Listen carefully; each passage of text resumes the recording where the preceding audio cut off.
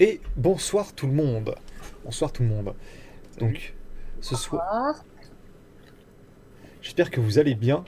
Ce soir, ce ne sera pas un soir où on va faire du JDR. Ce soir, on va parler de JDR. On va parler de JDR avec des gens très très intéressants qui sont dans le milieu, notamment Anne Vétillard, qui est éditrice, traductrice et également conceptrice de jeux de rôle, ainsi que Stephen, qui est l'administrateur de la JDR RFID et de la Fédération française de jeux de rôle sur les serveurs Discord en tout cas. Ensuite, Clément et moi que vous connaissez déjà parce qu'on masterise les sessions qu'il y a sur ce petit channel Twitch. Donc j'espère que vous avez envie de vous abreuver de savoir ce soir parce qu'on va s'intéresser à des sujets très intéressants par rapport à l'actualité du jeu de rôle et comment celui-ci au fait s'est démarqué au fait à travers différentes générations parce qu'on appartient tous ici à une génération différente du jeu de rôle. Donc Anne Vétillard, toi tu as fait partie des toutes premières personnes en France à avoir découvert le jeu de rôle. Et tu as notamment travaillé dans le milieu, tu travailles d'ailleurs toujours dans le milieu, tu es toujours très active. Tu as travaillé pendant 10 ans chez Blizzard, c'est ça? oui, alors j'ai travaillé en freelance pendant des années. Après, j'ai été effectivement recrutée dans le service de traduction de Blizzard, donc secteur des jeux vidéo. Je suis partie, j'ai repris le freelance et là, je suis salariée chez Mythic Game, toujours en tant que traductrice et directrice de la localisation, qui est le terme mondialiste pour parler de traduction. Et là, c'est dans le domaine du jeu de plateau avec figurines. Parfait. En plus, tu as eu un sacré parcours, t'as aussi écrit des articles pour Casus Belli. Casus. Ainsi. Pour des tonnes de revues, Casus, Dragon Radieux, Jeux des cartes, si j'en oublie. Et j'ai édité un jeu de rôle chez Jeux des cartes, donc Les gens de la table ronde. Et puis j'ai écrit des scénarios pour plein de jeux différents dans les revues. Et puis j'ai traduit plein de jeux de rôle. Un parcours super impressionnant. Et donc Stephen, comme je disais tout à l'heure, donc toi tu es l'administrateur du Discord de la JDR-RFID et Oui, de la FFJDR. Donc comment tout à ça va fait. aujourd'hui? Écoute, ça va plutôt bien même. Tu disais vouloir relancer prochainement une campagne. Oui, ouais, je souhaite prochainement me remettre à remasteriser sur une campagne que je crée avec un univers que je crée aussi. Ok, super. Donc on va commencer par des petites questions. Alors, au tout début du JDR, c'était vu comme une activité un peu taboue pour les adolescents qui se cherchent, qui essaient de s'inventer une vie idéalisée. Alors ça, c'est des arguments qui sont très vieux, hein. C'est vraiment pour contextualiser comment c'était vu au tout départ. Mais aujourd'hui, le JDR, il a pris un aspect plus abordable, plus grand public, et il y a un pic d'intérêt pour les activités. Euh, il y a un pic d'intérêt au fait pour cette activité et de plus en plus d'institutions autour de celle-ci. Donc ma question c'est peut-on imaginer un avenir du JDR que peut-être ça deviendrait une activité ubérisée comme ça a été le cas pour le jeu de rôle, pour le jeu de rôle, pardon, pour des escape games, pour aussi d'autres activités comme le laser game, ce genre de choses. Est-ce que ça pourrait devenir un moment un loisir dans ce genre-là? Alors, qu'est-ce que tu entends par ubériser? Ubérisé dans le C'est-à-dire sens Ouais. Ubérisé dans le sens où il y aurait des MJ qui payant. seraient. Oui, voilà, dans le sens où il y aurait des MJ payants, tournants, ou par exemple, on pourrait commencer à commander des MJ comme on commande aujourd'hui un Uber, comme par exemple pour une partie spontanée, on pourrait trouver un MJ, le payer. Est-ce qu'on peut espérer qu'un jour, il y ait comme par exemple une application, un site qui proposerait d'avoir les services à la demande d'un MJ qui pourrait peut-être proposer des scénarios personnalisés ou des scénarios déjà préconçus juste pour transporter des gens qui ont envie de faire une soirée entre amis, juste le temps d'1 ou 2 heures et que ça deviendrait au fait ubérisé dans ce sens-là. Ce Alors, serait, ouais, vas-y, je t'en prie. ce serait super sympa, mais je vois deux soucis, c'est que il faudrait que le MJ connaisse déjà un petit peu ses joueurs. C'est un minimum quand tu veux vraiment faire une bonne partie. Parce que si tu connais pas les joueurs, tu peux pas vraiment savoir qu'est-ce qui va les transporter. Et ça risque d'être très compliqué, à moins d'avoir déjà des MJ qui créent une fiche détaillée de ce qu'ils font, et que là les joueurs puisse vraiment voir quel MJ préférerait avoir, en fait, et ensuite le commander, ce serait chouette, mais peut-être pas super réalisable. Ouais. On en parlait tout à l'heure. Alors, Ouais, voilà, justement, Anne, tu disais que ce serait financièrement pas réalisable. au niveau du modèle économique tel que les gens essayent de le conceptualiser en ce moment, c'est que si c'est les joueurs qui sont censés rémunérer le MJ uniquement, c'est pas viable économiquement. Parce que un revenu d'un MJ qui consacrerait l'intégralité de son temps à ça, ça ferait des parties à 200-300 euros. Alors même réparties entre plusieurs joueurs, ça fait des parties très chères. Et je suis pas certaine que ce soit très viable. Ensuite, s'il y a des partenariats avec, je dis n'importe quoi, quand on voit les chaînes YouTube où c'est la publicité qui finance, et encore qu'il y a beaucoup de YouTubeurs qui ont des chaînes Patreon qui ont des comptes Patreon parce que ça suffit pas. Économiquement, pour le moment, dans les formules actuelles, ça me semble pas très viable. Après, il y a aussi effectivement ce qu'évoquait Stéphane, c'est l'adéquation entre le style de jeu du MJ et ce que recherchent les joueurs.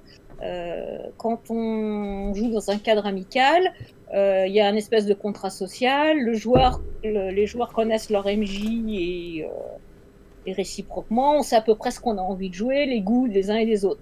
Actuellement, avec le développement des tables virtuelles, il y a des rencontres de gens qui ne se connaissent pas du tout et qui se mettent à jouer ensemble, mais on se rend compte qu'au cours des séances, il y a des ajustements, il y a des joueurs qui quittent la table parce que ça ne correspond pas à leur goût. Ça, on ne peut pas se le permettre dans le cadre d'une prestation payante. À côté de ça, le MJ est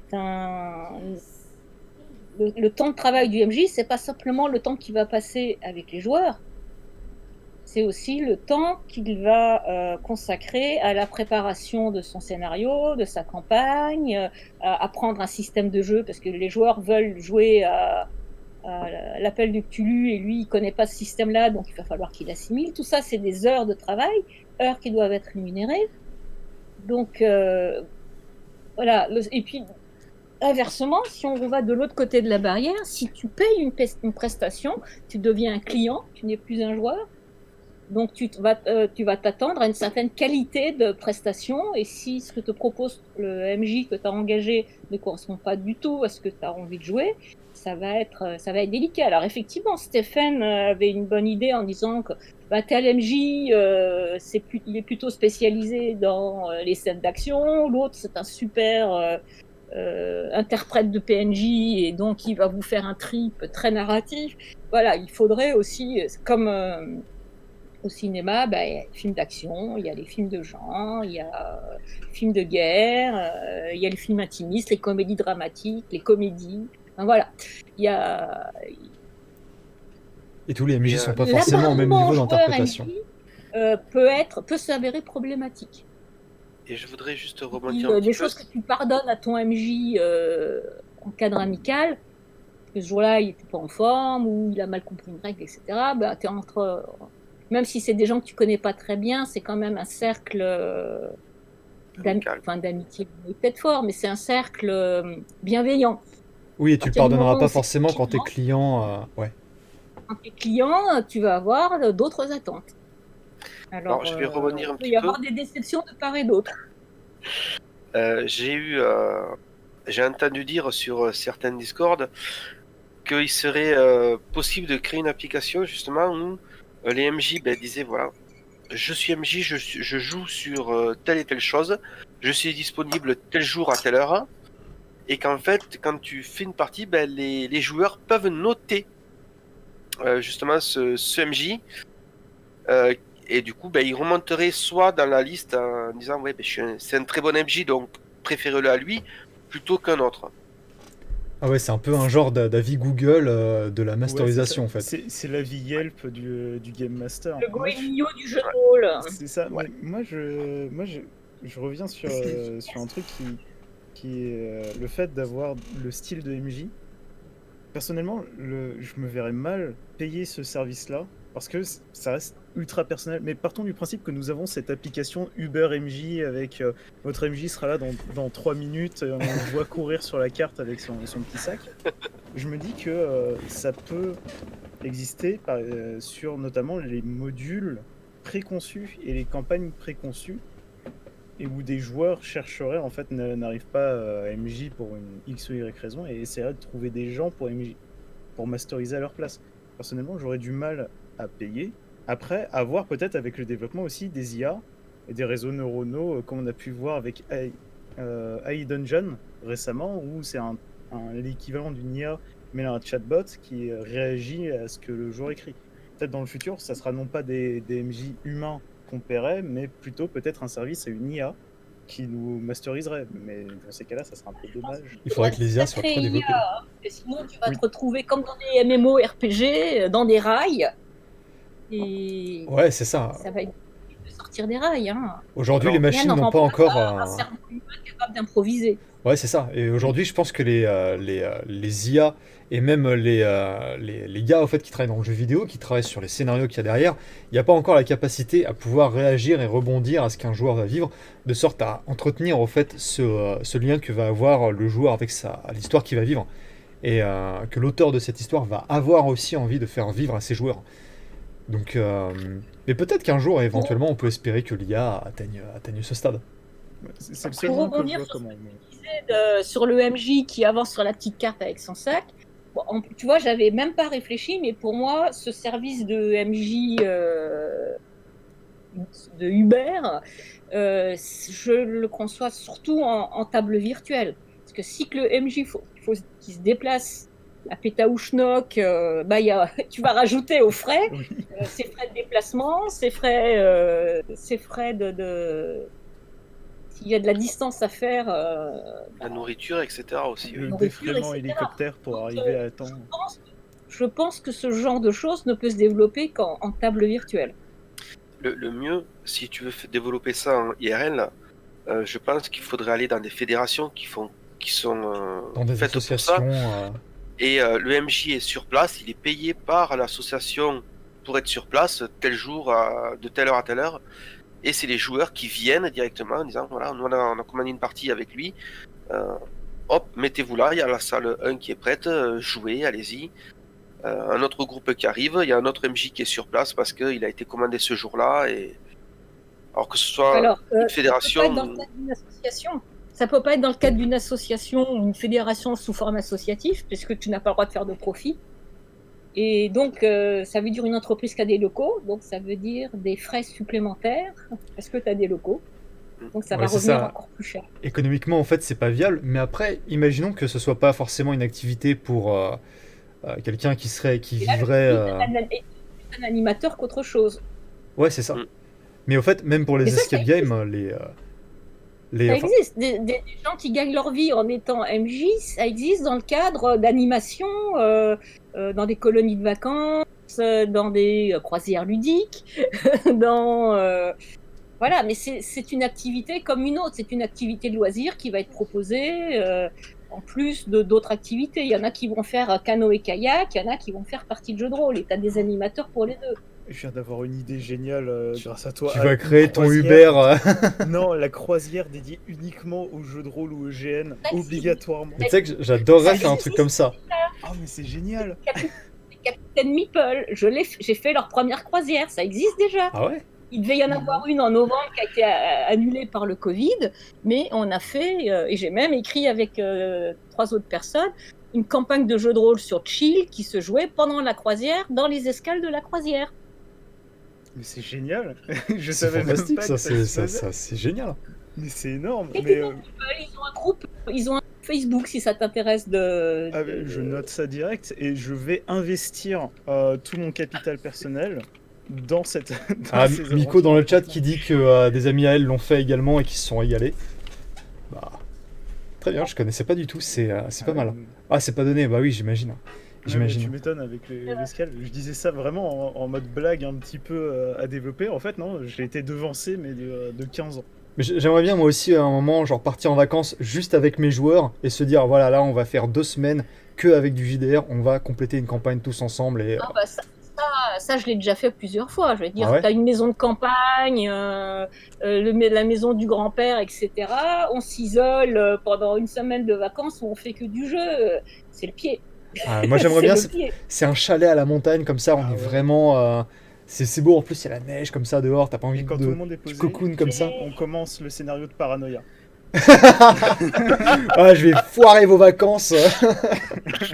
Je signe de suite. Hein. Tu sors tes potes avec personne. Il n'y a plus de Tu fais du chalet. jeu d'horreur, tu fais du jeu d'horreur dans ce genre d'ambiance. Ah ouais, Ah oui, c'est non, vrai mais que ça du serait jeu d'horreur, parfait. ce serait pas mal du tout. Dans un vieux manoir, un jeu d'horreur, ça doit être pas mal. Oh, mais oui, mais tellement. Oh. Dans une ambiance C'est un peu financé, murder ça, party, ça doit être cool. Il y a des séjours de vacances ludiques qui s'appelaient les Semaines de l'Hexagone. Je sais pas si ça existe toujours sous ce nom-là. Où ben, c'était une colonie où tu faisais du jeu de rôle. Franchement, Donc, Découvrir j'ai ça plus joué jeune. j'ai fait jouer la campagne Dragonlance dans le cadre d'un séjour de 15 jours en Bretagne, aux Semaines de l'Hexagone. Après, c'était été dans les Alpes, à Morestel. Mais non, ça existe déjà. Mais on a le droit d'y aller si on a plus de 14 ans. Alors, après, voilà, il faut en séjour, c'était pour adultes ou ados. Bah, après, tu payes l'organisme qui organise ça et l'organisme paye les animateurs, normalement. D'accord. Normalement, parce qu'il y a eu des animateurs qui étaient... Ah, tu viens faire le séjour gratuit, tu fais l'animateur. D'accord. Parce que je me disais, Ça, c'est pas top. si on imaginait un monde où comme par exemple, on pourrait avoir, enfin, demander les services d'un MJ, moi je me place en position de MJ, je me dis, ok, c'est pas mon métier, je pourrais pas forcément vivre à 24, mais si comme par exemple, moi je propose une campagne qui serait disponible comme par exemple sur une liste, comme sur un forum en fait, et que les joueurs pouvaient faire un appel à mes services de MJ, dire voilà, moi j'ai un groupe de joueurs, si tu veux, on est prêts tous à payer 10 euros par personne. Et en plus, genre, tu viens chez nous, ou alors on se rencontre sur Discord et on fait ça sur un tabletop, on fait ça sur Let's Roll, sur Roll20, quelle que soit la plateforme qui soit disponible. On paye genre pas beaucoup, tu vois, juste histoire de dire le MJ il a quand même fait l'effort d'écrire un scénario, parfois personnalisé, peut-être que ça pourrait être des services un peu plus chers, pas suffisant pour en vivre, mais juste pour justifier que celui-ci se présente au fait pour faire une activité et partager au fait ce moment avec les joueurs. J'imaginais plus au fait une ubérisation dans ce sens-là. Je me disais, moi je serais prêt en tant que joueur en fait à payer ce genre de service et peut-être même à le faire en tant que MJ. Mais effectivement, comme Alors, tu disais tout à l'heure, c'est économiquement pas viable parce qu'il n'y a aucune structure qui pourrait. une chose, on n'a pas beaucoup de temps dans la vie une fois qu'on a fait son job pour manger. Donc, dans mes loisirs, 10 euros par participant. Non, je veux garder ma liberté, que ce joueur-là, il me gonfle, je le vire de ma table. Ah oui, C'est compréhensible. il y a aussi ça, ouais. Et tu vois, Pour moi aussi, en tant qu'MJ, c'est pour passer un bon moment. À partir du moment où les gens vont payer, ils vont avoir des exigences, et 10 euros, ça vaut pas le coup de se faire chier. Par contre, ce qui se fait aujourd'hui, et je trouve très bien, mais c'est du remerciement plus qu'autre chose, c'est qu'il y a des joueurs qui se cotisent pour payer l'abonnement Roll20 de leur MJ pour qu'il n'ait pas à payer de sa poche, l'éclairage dynamique, etc., etc. Ça, oui, ça se comprend, mais c'est plus du savoir-vivre, comme quand tu viens à une table de jeu en vrai, où tu amènes une bouteille de coca et un Ouais, paquet c'est de ça. chips, quoi. Voilà, c'est de la convivialité, Classique. mais pas de la rémunération, parce que si c'est de la vraie rémunération, faut que Ah oui, ça en vaille le coup. Ça tiendrait pas, ouais. Pour se coltiner des gens que t'as pas envie de faire jouer, c'est pas du 10 euros de l'heure qui va. Non, même pas. C'est pas du 10 euros par joueur par soirée qu'il va falloir me payer, quoi. et tu vois, je vais aller un peu plus loin, c'est que vous parlez de MJ pro, mais pourquoi pas aller dans l'absurde et avoir des joueurs pro.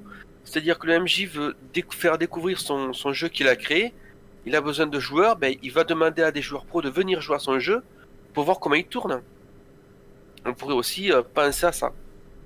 Ouais, c'est vrai qu'on parle pas assez des je joueurs sais pro. pas en quelle mesure ça se jumelle avec ce que tu dis, mais il y a des chaînes YouTube où il y a des comédiens qui font des aventures filmées et avec avec les revenus que peut générer une chaîne YouTube. Mais là, effectivement, c'est un travail de comédien qu'on leur demande. Imaginons, moi je voyais plutôt dans un grand centre où il y a de la BD, il y a du jeu, il y a un peu de tout. Tu as des créateurs de jeux, de systèmes qui viennent présenter leur jeu, mais ils ont personne pour jouer parce que les gens veulent pas forcément jouer devant tout le monde. Ils appellent des joueurs pros qui, eux, c'est leur métier, donc ils viennent, ils connaissent pas le jeu, mais ils vont jouer devant tout le monde pour voir si, on comprend bien les règles, si ça s'adapte bien, si c'est facile, si voilà quoi.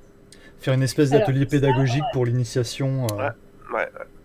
tu as ce genre de choses, tu as deux façons de l'appréhender. D'une part, quand tu viens de créer ton jeu, tu veux le tester. Ben, ce que font la plupart des auteurs, c'est qu'ils écument les salons, les conventions, etc. Ils font des démos pour avoir les retours de joueurs lambda, hein, sans aucune notion péjorative pour le terme lambda, pour avoir un peu l'œil grand public des joueurs sur leur jeu. Après, si tu veux l'œil de quelqu'un qui est du milieu, ben, tu vas contacter des gens du milieu, puis tu vas passer une après-midi avec eux, tu vas parler de ton jeu. Maintenant, est-ce qu'en faire un service à temps plein, ça fait partie du convivial. C'est typiquement, quand tu vois sur les jeux de plateau, c'est ce qui se passe dans les soirées off au Festival des Jeux international de Cannes. Ouais. Le FIGE,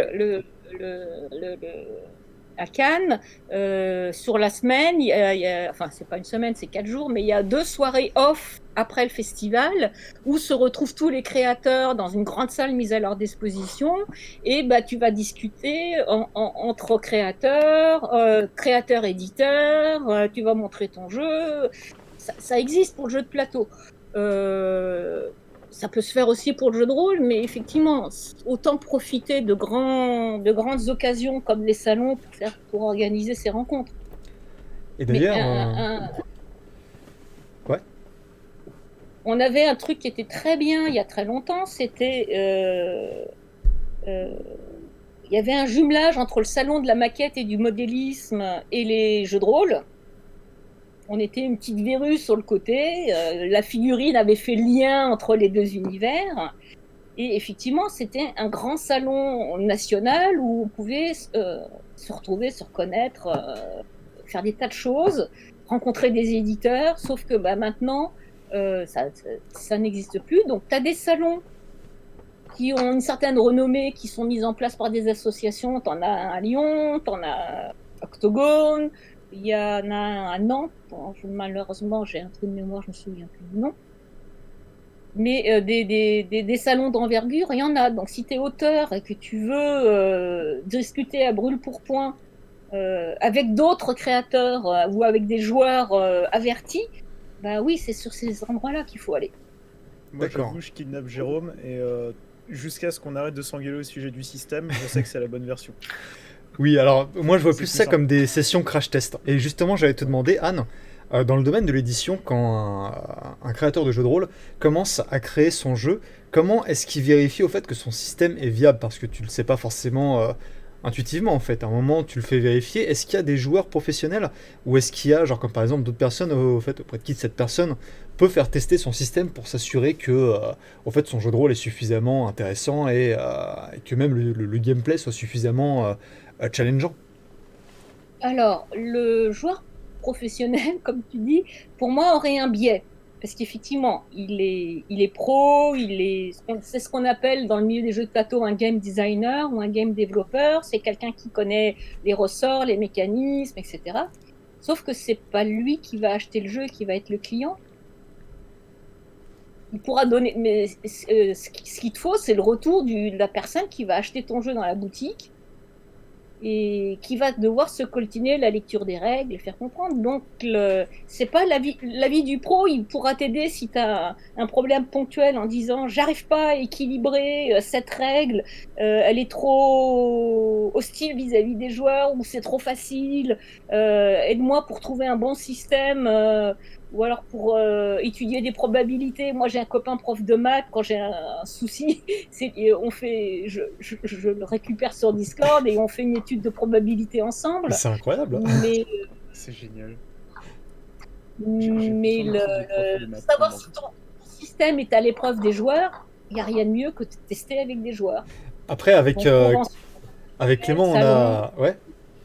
Oui, c'est vrai que du coup, pour le Game Master, c'est carrément mieux au fait d'aller dans un salon, d'aller dans une convention avec sa petite mallette, présenter son jeu de rôle, venez tester mon truc, et c'est au fait comme ça finalement qu'il fait...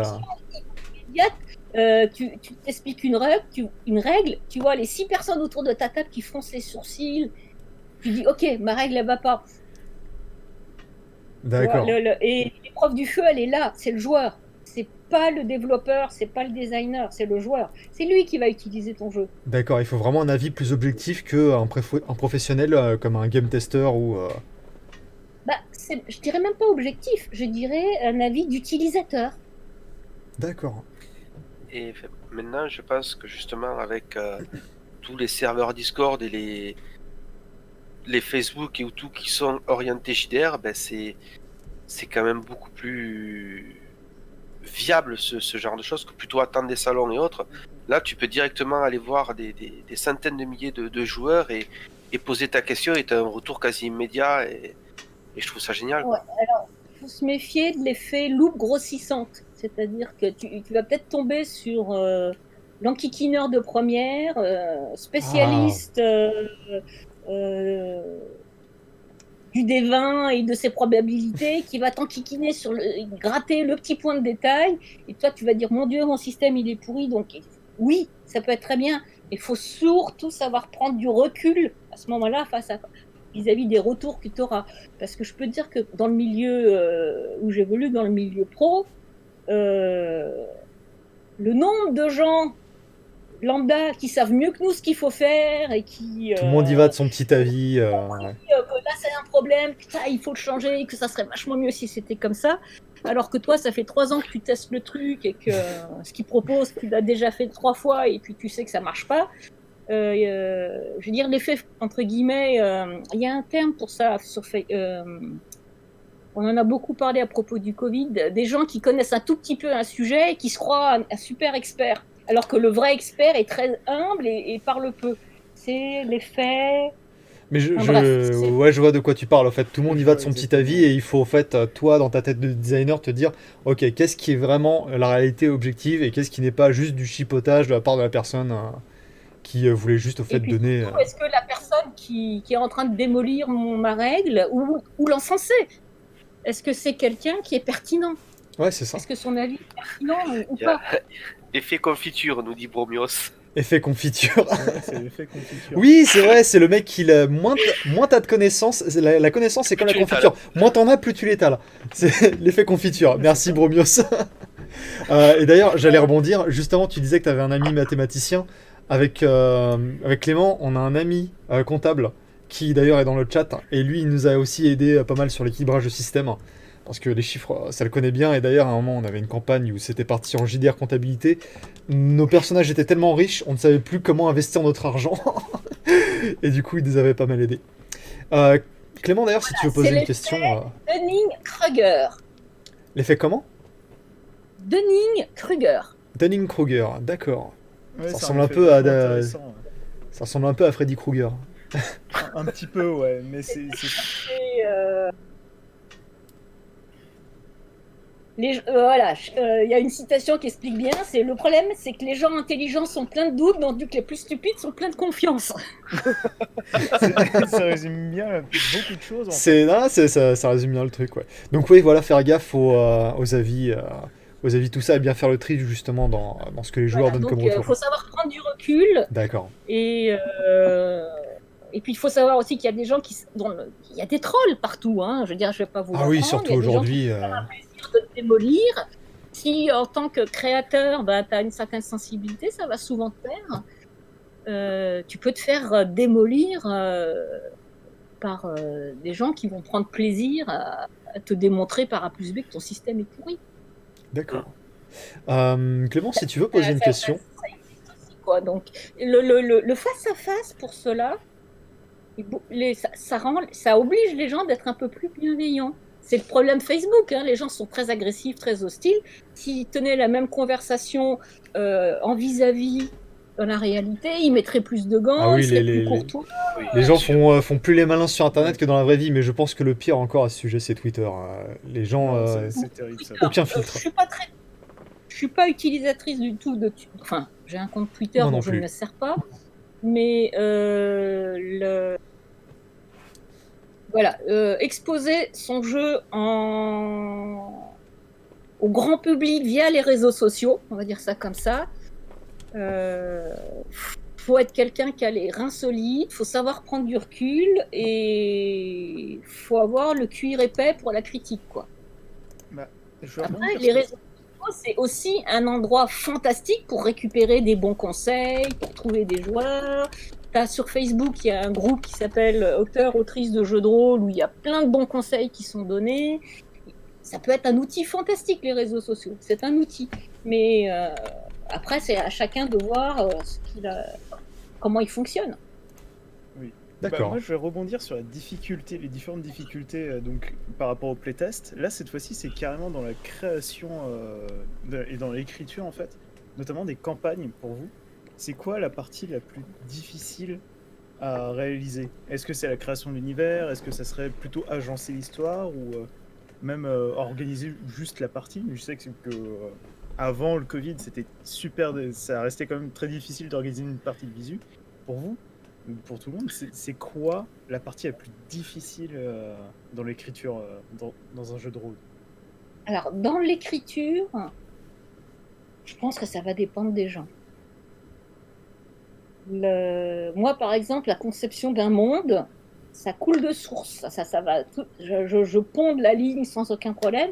Par contre, le scénario, je vais beaucoup plus me prendre la tête parce que je veux impliquer mes joueurs, je veux faire ceci, je veux faire cela. Donc, je vais faire rentrer plein de paramètres et des paramètres qui vont dépendre des interactions avec les joueurs. Donc, je ne sais pas forcément comment ça va se passer. Donc, ça me demande beaucoup plus de temps de réflexion. Après, le monde, ben, je le conçois. C'est un travail créatif plus personnel, plus solitaire. Moi, ce que je fais, du coup, c'est que je crée mon monde. J'essaie de voir un petit peu la campagne qui pourrait en découler. Et là, je cherche les erreurs qu'il pourrait y avoir. Les dissonances entre mon monde et la campagne. Et c'est là où je rajoute des choses à mon monde pour que ma campagne puisse entrer en phase avec. Et pareil, une fois que j'ai rajouté des choses à mon monde, la campagne va peut-être être un poil décalée. Du coup, je rajoute quelque chose à ma campagne. Il va falloir que je crée mes persos. Donc ça, c'est beaucoup plus dur. Parce que je sais qu'il va falloir qu'ils rencontrent telle et telle personne. Il va falloir que je cherche qu'est-ce que mes joueurs vont pouvoir inventer comme bêtises ou comme super truc, et comment est-ce que je vais faire pour aller les faire en sorte qu'ils rencontrent tel ou tel personnage pour que ma campagne avance, etc. Et moi, le plus dur, c'est vraiment de se mettre à la place de ces joueurs qui pourraient avoir des idées farfelues ou alors géniales pour que ma campagne avance, quoi. Pour moi, la Ouais, partie la plus dure, c'est de penser à mettre la musique. Oui, C'est un truc, C'est je un n'arrive truc- pas à le faire quand je suis en jeu parce que je suis tellement, en fait, je suis concentré sur quel est l'état émotionnel du joueur et comment est-ce que je vais pouvoir lui apporter de l'intrigue qu'il lui faut, comme par exemple l'enfoncer dans le drama ou dans son interrogation ou des choses comme ça. Et je ne pense jamais à mettre la bonne musique en fonction de l'ambiance. On est dans la scène d'action, c'est encore la musique calme avec le violon, je ne sais pas gérer la musique. Après, pour tout ce qui est écriture, gestion du joueur, tout ça, je suis très à l'aise avec. Ça veut pas dire que c'est parfait, mais je suis très à l'aise avec. Mais par contre, la musique, je me rends compte toujours après coup, genre, mais on n'est pas du tout dans la bonne ambiance. Là, les joueurs ne sont pas avec moi, auditivement parlant, quoi. Alors il y a deux choses justement. J'en parlais avec un ami tout à l'heure. Ce qu'on fait en général, c'est qu'il y a le MJ qui parle, qui décrit la campagne, qui fait vivre l'aventure. Et puis tu as le MJ qui s'occupe du côté un peu plus technique, de la musique, de changement de cartes, de comptabilisation des PV, etc. C'est vrai qu'avoir deux MJ, un qui s'occupe uniquement des joueurs, c'est très bien, et l'autre qui s'occupe plus de partie technique, qui va changer de musique suivant la phase. Ça décharge du travail sur l'autre MJ. Et C'est ingrat. Hein? C'est ingrat pour la personne qui fait ça. Bah, Ah, mais il y en a qui aiment, hein. ouais, il y en a, mais le truc c'est que justement ils font ça dans l'actual play. Alors moi je regarde beaucoup tout ce qui est Game of Roll et Roll and Play, et généralement en fait ce qu'ils ont les MJ, c'est un gars qui a la régie, c'est un régisseur, ils peuvent aussi l'appeler un réalisateur. C'est un gars qui est derrière la caméra, généralement il va gérer les caméras qui regardent les différents joueurs, il va choisir quelle caméra regarde qui en fonction de qui parle pendant l'action, quand c'est le MJ bien sûr, c'est la caméra du MJ. C'est également lui qui s'occupe de choisir la musique, qui met des effets sonores, qui envoie les battle maps quand il y a besoin, et au fait qui s'occupe aussi peut-être de répondre au chat si c'est nécessaire, si il n'est pas trop chargé. C'est généralement le boulot des modérateurs, mais en tout cas il y a un réalisateur qui s'occupe justement des effets techniques, on va dire. C'est une expérience très rare par rapport à la majorité des parties qui sont jouées, les roll and play, comme tu dis, c'est peanuts par rapport à la proportion de parties jouées dans le monde entier. Ah ouais. C'est pas la pratique la plus courante.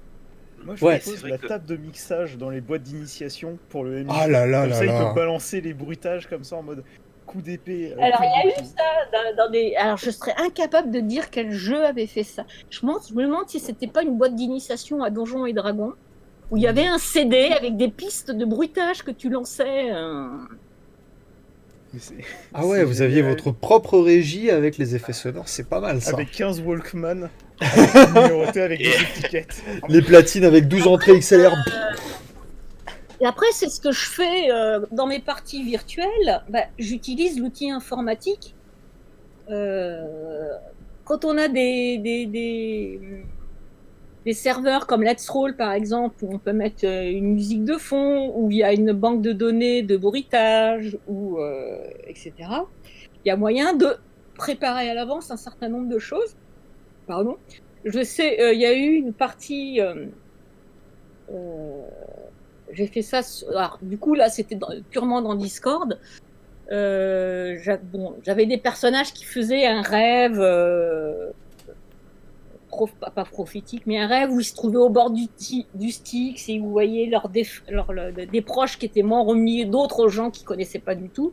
Et j'avais préparé à l'avance un diaporama où il y avait plein de visages de défunts qui passaient, et j'y avais glissé les images de leurs cousins, de leurs pères. Et donc, quand les joueurs sont arrivés à cette scène-là, j'ai lancé le diaporama, ils ont regardé, mais bon, ça m'avait pris du temps et ça se prépare à l'avance, mais c'est génial quand ça marche. Ah ouais, quand C'est l'effet que tu veux fonctionne sur tes joueurs et que tu arrives à les transporter dans ton histoire, c'est Ah oui, incroyable, c'est clairement. hyper satisfaisant comme moment. Ah Alors oui. je reviens et je vais faire un petit test en pub justement avec Let's Roll. Ah oui. Tu as une soundboard qui est assez conséquente et tu peux les même mettre ces sons dans tes raccourcis directement dans la barre de raccourcis. T'as pas besoin de les chercher à droite à gauche. C'est assez fabuleux, et si jamais tu as besoin d'une musique spécifique, maintenant sur YouTube il y a tout, tu copies-colles et ça marche. Et je veux dire, t'es jamais en rade de quoi que ce soit. Tu lances une scène, t'as la musique qui se lance en même temps. Les outils informatiques maintenant. C'est fantastique. T'as des compositeurs actuellement, des bruiteurs, etc., qui font des bandes son spéciales pour jeux de rôle. Tu les trouves sur YouTube, où tu as une ambiance de forêt avec du vent, des chants d'oiseaux, et l'ambiance d'un marché avec les conversations en bruit de fond et les gens qui crient « Il est bon mon poisson !» etc. Et tout ça, tu l'as sur YouTube. Donc tu dis vous arrivez sur la place du marché, tu lances la bande son et tout de suite tu as le bruit de fond qui correspond. C'est génial. Ah ouais, c'est Ah, mais ça, magnifique. C'est beau qu'il y ait une telle considération pour la pratique en tout cas. J'ai une autre question. On dit, le MJ aujourd'hui dispose d'outils qui sont faramineux par rapport à il y a 20 ans. le développement de l'informatique individuelle, le développement des réseaux sociaux. Regarde ce qu'on est en train de faire là, des conversations vidéo en live. Bah. Ça nous semble normal, mais il y a 20 ans, c'était pas possible. C'est vrai, c'est vrai. Mais d'ailleurs, ça rejoint parfaitement la question que je m'apprêtais à poser, parce que justement, tous ces trucs auxquels on a accès aujourd'hui, on a aussi accès, comme par exemple à des financements participatifs, des crowdfunding, des Tipeee pour créer des manuels de jeux de rôle, des campagnes de jeux de rôle. On a également accès à des virtual tabletop qui permettent justement de jouer en ligne. Et d'ailleurs, il y a même aussi des jeux de rôle qui se font tout simplement sur Discord. C'est-à-dire que des gens font des parties RP un peu à la sauvage directement sur des salons Discord, sans forcément passer par des Roll20 ou des Let's Roll. Donc j'aimerais avoir votre avis. Est-ce que vous trouvez qu'aujourd'hui c'est plus simple d'éditer du jeu de rôle ? Alors, éditer du jeu de rôle, oui, par rapport aux années 80. Alors, je vais te faire le parcours du combattant des années 80. Tu écrivais ton jeu, tu le prenais sous... Alors, tu le testais, là, et puis après, tu allais rencontrer les éditeurs, tu leur proposais ton truc, ils disaient oui, non, non, oui, bof, ça nous intéresse pas, oui, ça nous intéresse. Mi-figue, mi-raisin. Surtout l'éditeur, ben, il se prenait la part du lion, ben, c'est normal, c'est lui qui investit l'argent. Puis après, il y avait au doigt mouillé, bon, j'en imprime combien ? 1000 ? 2000 ? 5000 ? Si j'en imprime 5000, ça va revenir beaucoup moins cher. Donc, je pourrais le proposer moins cher, j'en vendrai plus.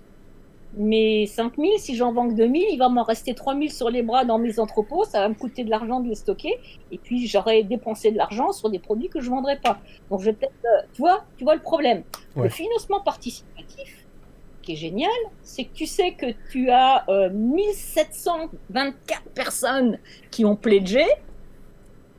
Tu sais que tu as des boutiques qui se sont manifestées et que tu vas pouvoir en vendre à peu près 500 dans les boutiques. Bah, tu dis, bon, bah, très bien, je vais en imprimer 2000. En plus, et aujourd'hui... si tu arrives au bout de 2000, une réimpression.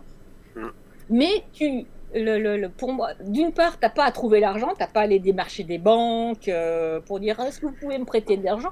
Moi, je me souviens d'un gars qu'on avait rencontré à un salon à Nice il y a des années, qui nous expliquait son nouveau génial jeu de rôle.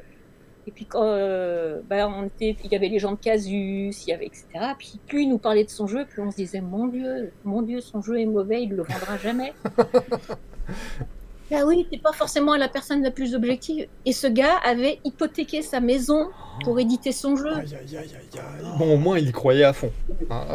Il y croyait à fond. Et nous, on disait, oh là là, mais mon Dieu, qu'est-ce qu'on peut faire pour l'aider ? Sans le mettre plus bas que terre, mais il a hypothéqué sa maison. Ouais, c'est embarrassant. C'est déjà fait.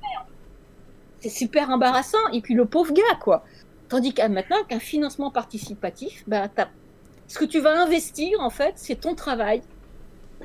Et d'autant plus que c'est directement l'utilisateur qui investit dans ton projet, au fait. Tout à fait. Alors, si tu es quelqu'un de sérieux, tu as écrit ton jeu avant. Ouais. Et après, tu le proposes en financement participatif. Si tu es quelqu'un de sérieux. C'est l'ouverture, c'est aussi l'ouverture à plein de dérives de gens qui proposent un truc qui n'est pas encore terminé. Le financement participatif a des côtés positifs, il en a énormément. Il a des côtés négatifs, il en a énormément aussi. Dans les côtés positifs, effectivement, bah, tu sais combien tu vas en imprimer, donc tu t'engages un minimum de frais. Tu n'as pas à avancer l'argent. Tu en disposes pour la fabrication, puis pour financer aussi ton temps de création. Voilà, parmi d'autres, tu vas toucher un public ciblé. C'est-à-dire que si tu fais une campagne sur Ulule, sur Kickstarter, sur GameTop, enfin, il y a de plus en plus de plateformes maintenant, là c'est les 3 plus connus, bah, tu sais que rien que par la pub que va t'apporter ces plateformes, tu vas toucher un public précis. T'as des gens, moi j'en fais partie, toutes les semaines, je vais sur ces différentes plateformes et je regarde ce qui est proposé dans la catégorie jeux de rôle. Donc c'est un accès à ton public ciblé. Après, le problème, effectivement, c'est qu'il y a des fois, il y a des gens qui proposent en financement quelque chose qui est loin d'être terminé et qui ne préviennent pas, donc le jeu, il sera livré dans 2 ans. Pas dans 6 mois. Donc, il faut être honnête. sur ces délais. Il y a aussi l'effet pavillon noir où, le jeu, ça a eu tellement de succès qu'ils ont rajouté des cadeaux, des paliers, des scénarios, des campagnes. Et puis, mais ça, c'était pas prévu à l'avance. Donc, il a fallu les écrire. Donc, tout Du ça, coup, ça a effet boule de rajouté des neige. délais. Ouais, c'est un piège. Donc, c'est un des pièges. Mais pour moi, s'il n'y avait pas eu le financement participatif, on n'aurait pas aujourd'hui ce dynamisme de toutes les petites maisons d'édition qui existent en France, en Allemagne, en Espagne. Il y a plein de petites boîtes qui fonctionnent avec peut-être 2-3 salariés,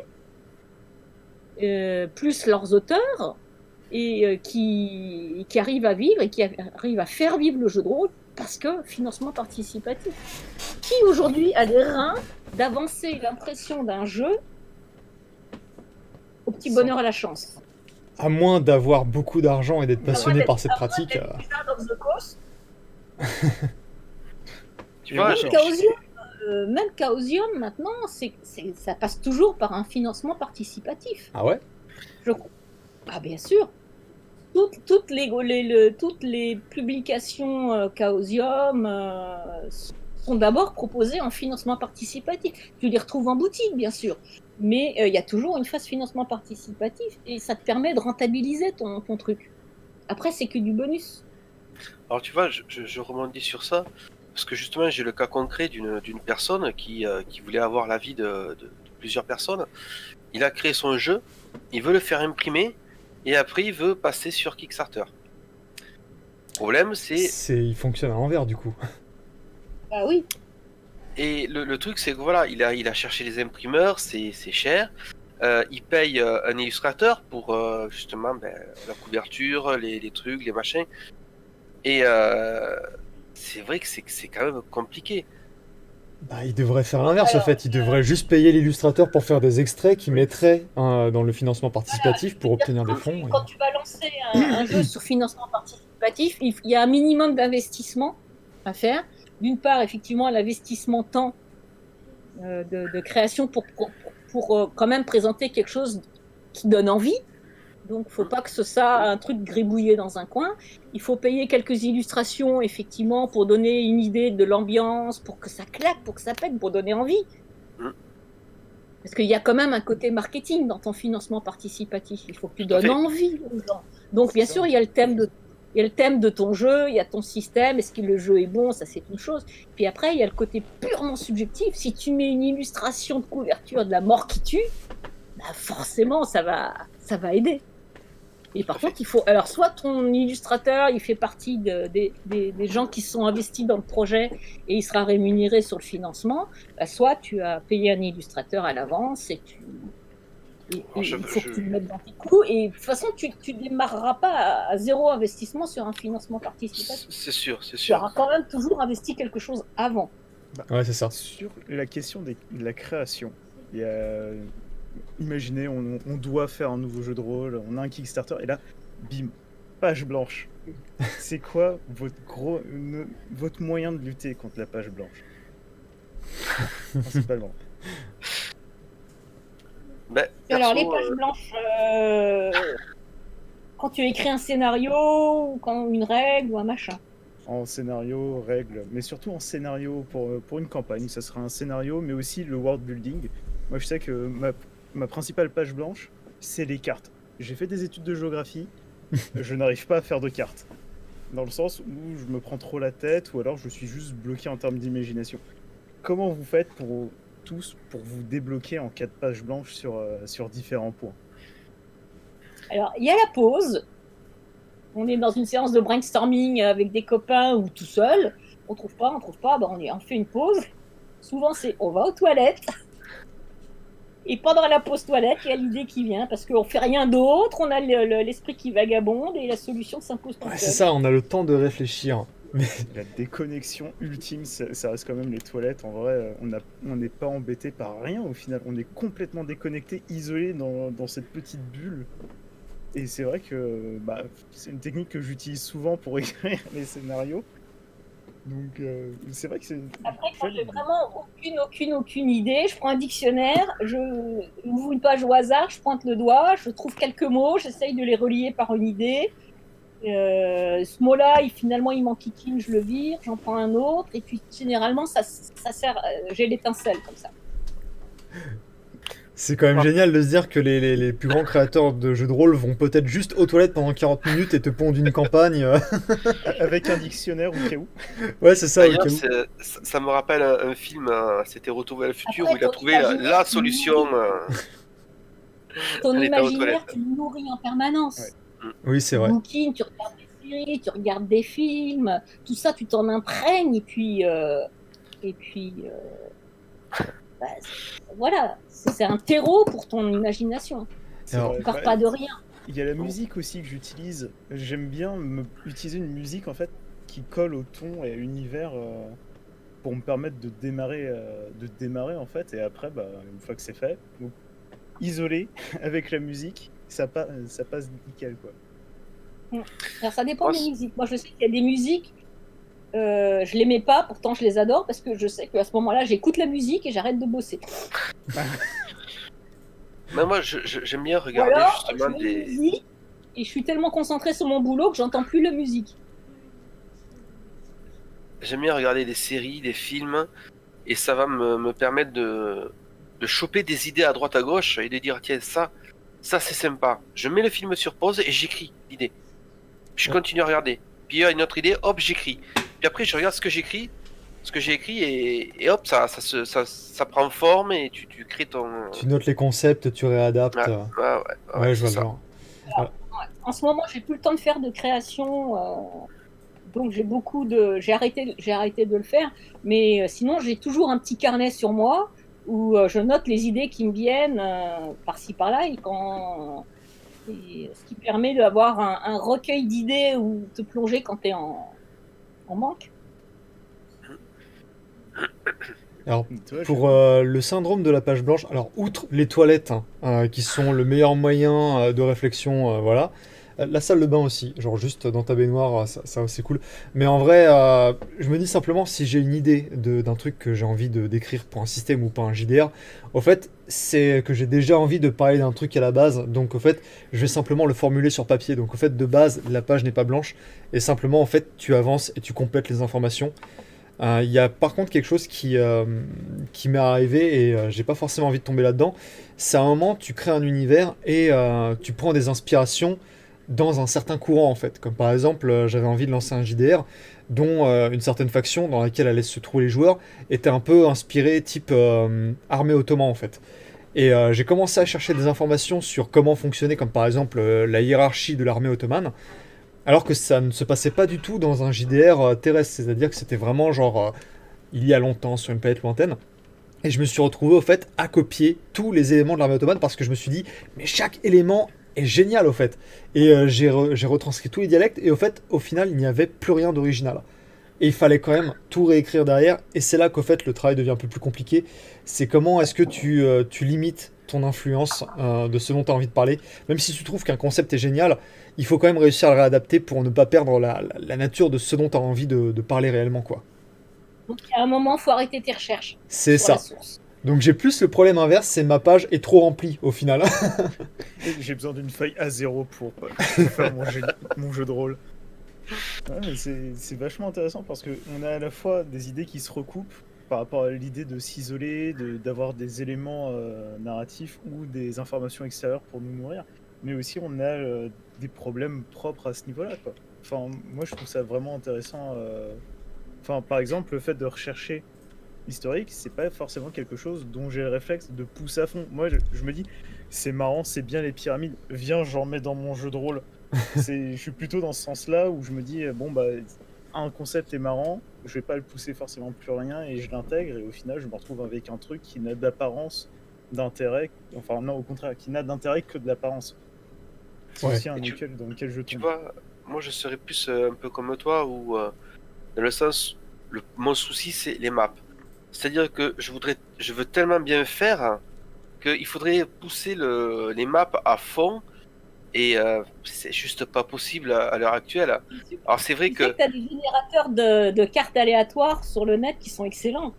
oui, Oui. mais le problème c'est que moi j'ai un univers dans ma tête, je sais comment il doit être fait et je veux le faire comme il est dans ma tête.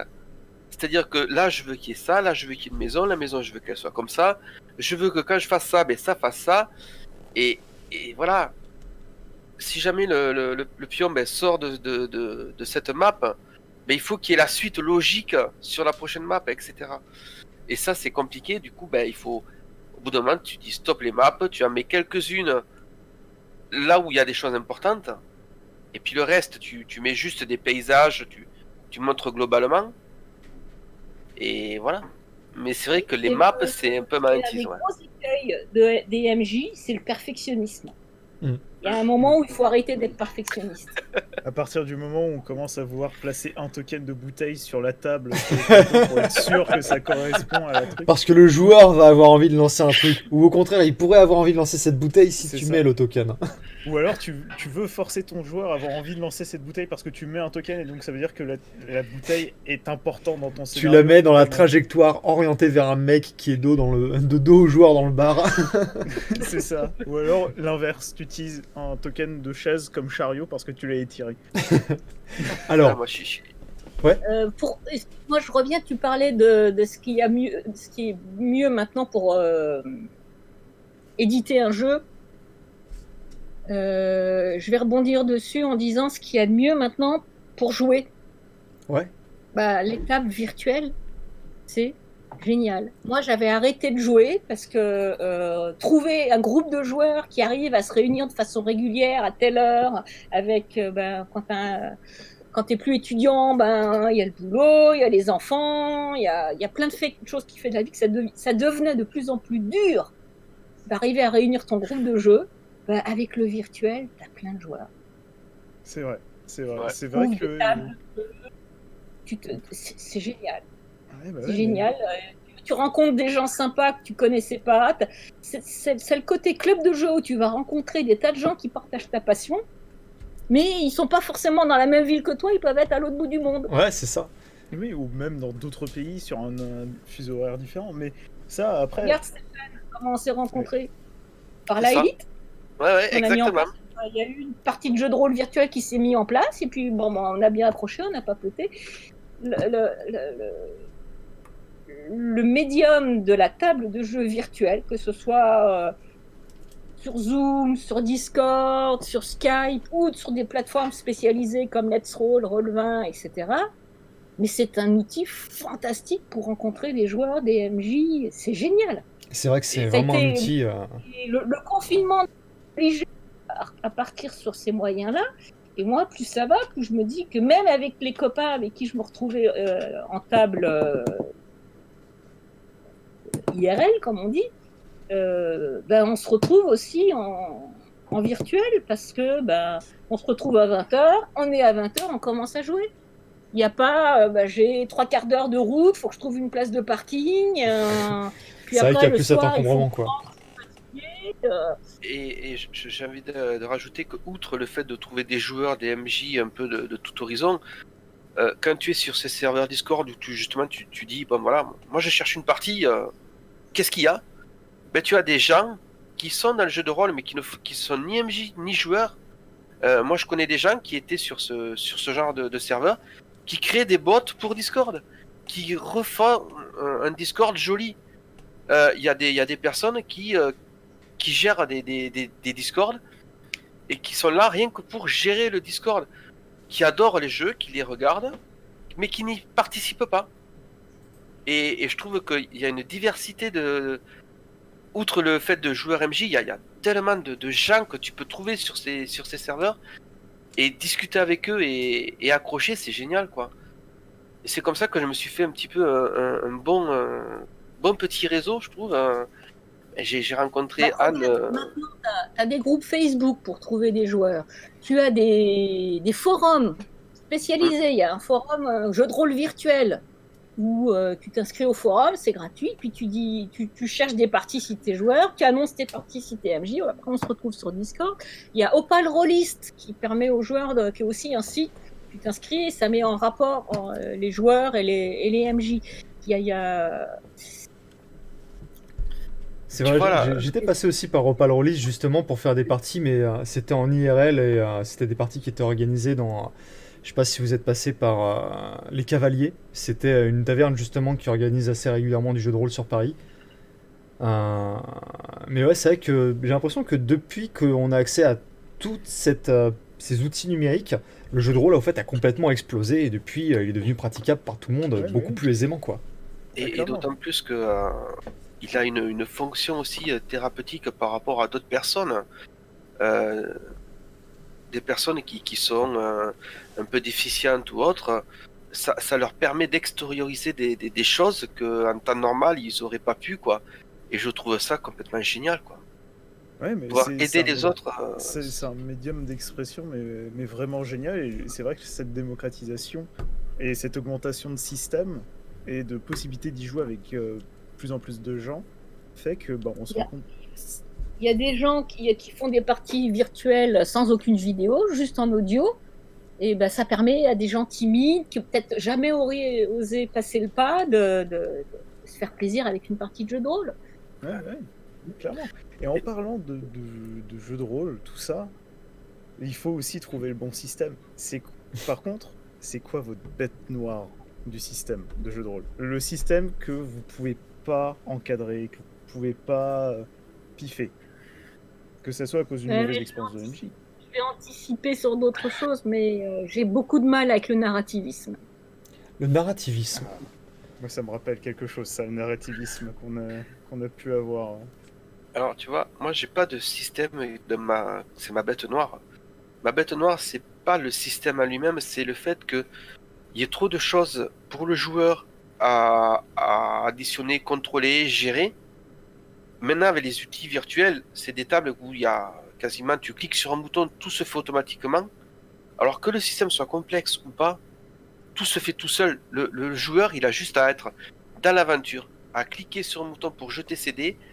Il a fail ou il a réussi, il est heureux, il continue. Il a pas besoin de calculer, Voilà. d'essayer de comprendre en fait le résultat de son jet quoi. C'est ça, si tu dois calculer, alors moi j'ai ça en force, je mets ce bonus, je mets ça, j'enlève ci, le truc de l'adversaire il a ça, il faut que je le soustrais.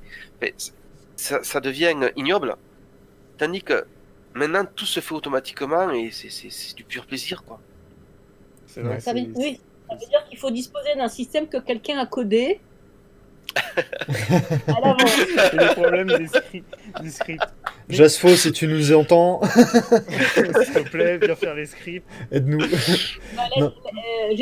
Comment j'ai découvert Let's Roll, c'est quand j'ai appris que quelqu'un avait fait codé tout un système pour 7e mer. Et je galérais comme une malade sur Roll20 avec 7e mer. J'ai vu le module 7e mer sur Let's Roll. J'ai dit aux joueurs, OK, on est libre, on va tous sur Let's Roll. Et J'ai fait la même. pour revenir sur ce que tu avais dit, qu'est-ce que tu appelles le narrativisme exactement? Oui. Alors, le narrativisme, la narration partagée, c'est-à-dire que Ah, D'accord. j'adore ça quand on prépare une partie, une campagne, c'est-à-dire que la séance où on va créer les personnages, où on va, par exemple, si c'est un système genre chill, où tous les gens appartiennent à une cellule d'investigateurs, on va définir comment elle est, les PNJ que tout le monde connaît. Donc ça, c'est ce que j'appelle la séance 0. Et la séance 0, c'est génial quand tout le monde y participe et il rajoute des choses parce que ça s'enrichit avec l'imagination de tout le monde.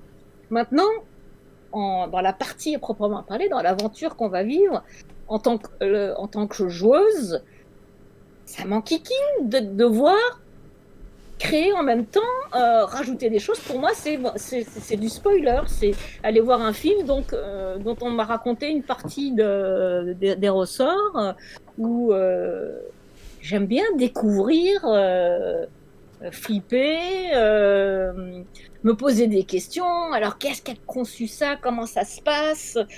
Et ça, pour moi, c'est le MJ, le narrateur. C'est le scénariste. d'accord. Et je suis pas scénariste. Et d'ailleurs, il y a eu un épisode de série télé truc un peu fantastique qui avait été conçu où justement tu choisissais sur ton... C'était sur Netflix, je crois. C'était tu pas choisissais- Bandersnatch Oui, c'est Black ça, c'est Mirror Blender Snatch, c'est un épisode C'est- spécial il de me Black semble que Mirror. C'est ça. C'est ça, exactement. Et ça m'enquiquinait. Parce que comme on dit, ça nuit à mon immersion. Bah, c'est pour ça aussi que le cinéma interactif, au fait, n'est pas plus exploité que ça, en fait. C'est qu'à un moment, en fait, où tu prends position en tant qu'acteur ou en tant que spectateur. Mais justement, je vais en revenir sur la question du PBTA. Alors, les jeux propulsés par l'Apocalypse, ou PBTA, sont donc des systèmes de jeu simplifiés avec un plus libre cours à l'imagination. Ces systèmes invitent les joueurs à ne pas seulement être acteurs d'une histoire, mais également à participer au développement de celle-ci. Est-ce que pour vous c'est une bonne chose de laisser les joueurs la possibilité de créer leurs propres éléments d'intrigue? Alors, bon ou pas bon, non, enfin, je qualifierais pas ça. Est-ce que ça correspond à mes goûts ou pas à mes goûts? Ça correspond pas du tout à mes goûts. Il y a des joueurs qui vont s'éclater dans ce type de jeu et bravo, voilà. Mais c'est pas un système pour moi. C'est comme on faisait le parallèle sur le cinéma. Ben, il y en a qui vont aimer les films de Godard, d'autres qui vont aimer les films de Jackie Chan. Il y en a qui aiment les films de guerre, les films d'action, les films intimistes, les comédies dramatiques françaises. Il en faut pour tous les goûts. C'est pas dans mes goûts. D'accord. Personnellement, moi je sais que j'aime bien quand le MJ me permet de rajouter ma petite touche par rapport à un personnage ou quelque chose une action que j'ai faite. Mais ça veut dire aussi que là je mets mon grain de sel, je deviens du coup MJ un petit peu. Et le MJ derrière, il faut qu'il soit sacrément costaud pour repartir sur ça. En fait, il avait peut-être pas prévu ce que j'allais dire. Il faut qu'il l'intègre dans l'histoire instantanément. Donc, si le MJ est balèze, ça se fait très bien. Si le MJ il se teste et il essaye ça risque de coincer à certains moments. Donc, il faut vraiment déjà que le MJ soit sûr qu'il puisse gérer. Parce que une personne comme moi, qui des fois des idées délirantes, le MJ peut être vite à court d'idées ou de plans, quoi. Ouais, c'est ça, et puis c'est aussi une difficulté pour le MJ d'essayer de donner de la cohérence à ce que toi tu veux intégrer dans son univers pour faire en sorte à ce que ça colle avec l'aventure qu'il veut vous faire vivre. Ouais, c'est ça ce qui me gêne principalement avec ça, avec cette narration, enfin aux joueurs qui créent ses propres éléments d'intrigue, c'est d'obtenir cette fameuse cohésion que tu as avec l'univers, parce que il y a le risque que, ok, je suis à l'armurerie, je vous laisse une certaine liberté d'achat, et au final, le joueur te sort, j'ai acheté des Air Jordans. Au bout d'un moment, il faut aussi que les joueurs soient d'accord avec ça, et soient aussi dans le... le MJ dise bon, écoute, non, pas d'accord. Il y a un moment où partager, faut y mettre des bords. Mais typiquement, pour moi, la narration, les systèmes à narration partagée, c'est pas pour les néophytes.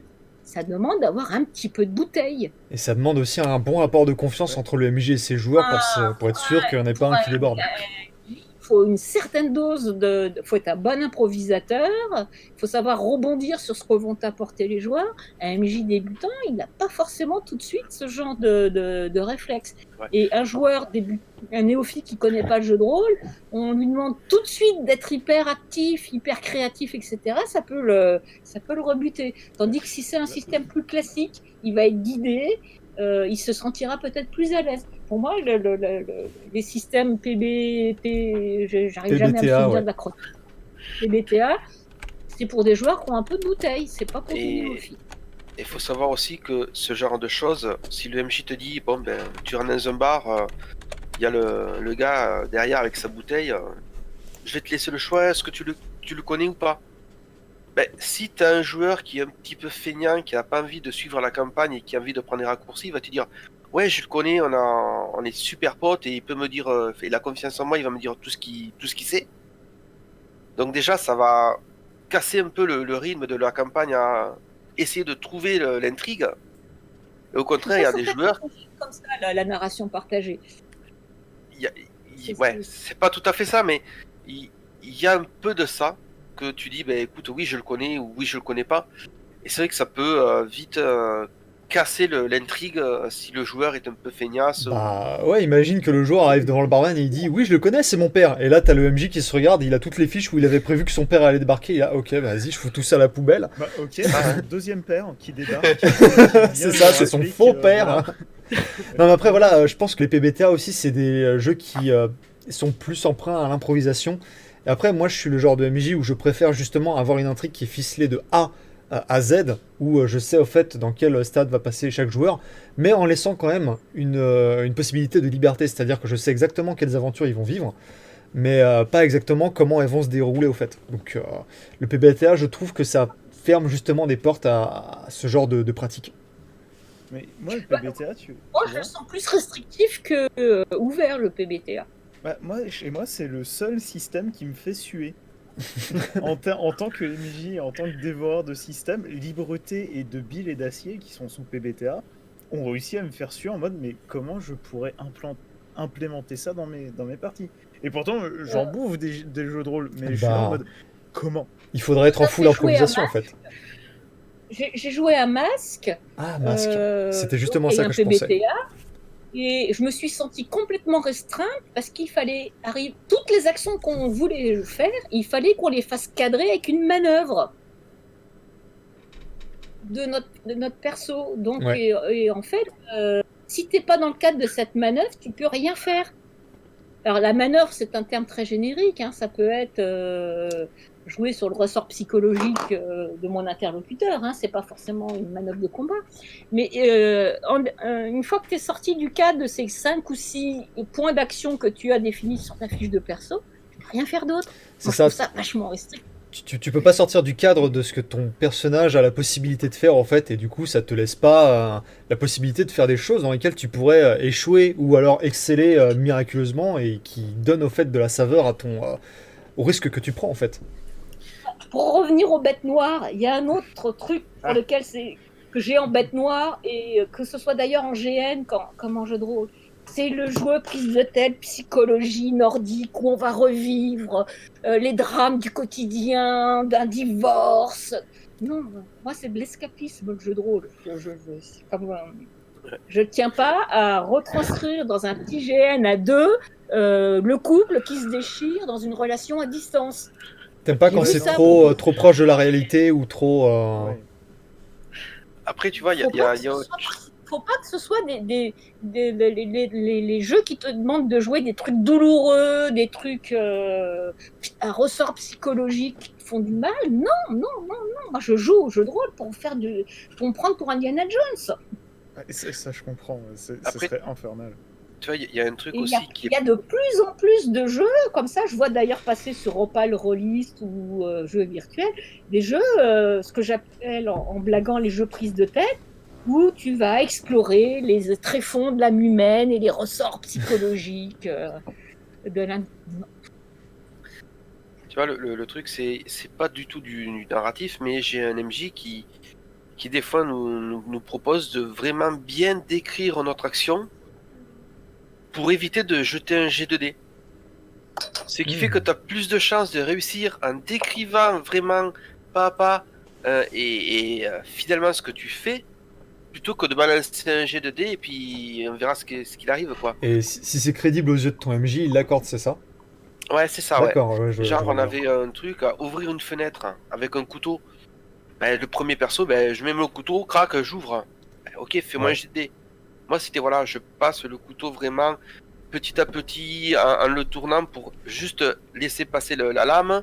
Et je commence tout doucement avec des petites vibrations à avancer le couteau pour que le clic de la fenêtre s'ouvre. Et ça a duré un petit moment, mais c'était détaillé, machin. Il m'a dit, ok, tu réussis. J'ai même pas besoin de jeter un jet de dés. Et je trouve ce système aussi très sympathique. Hein.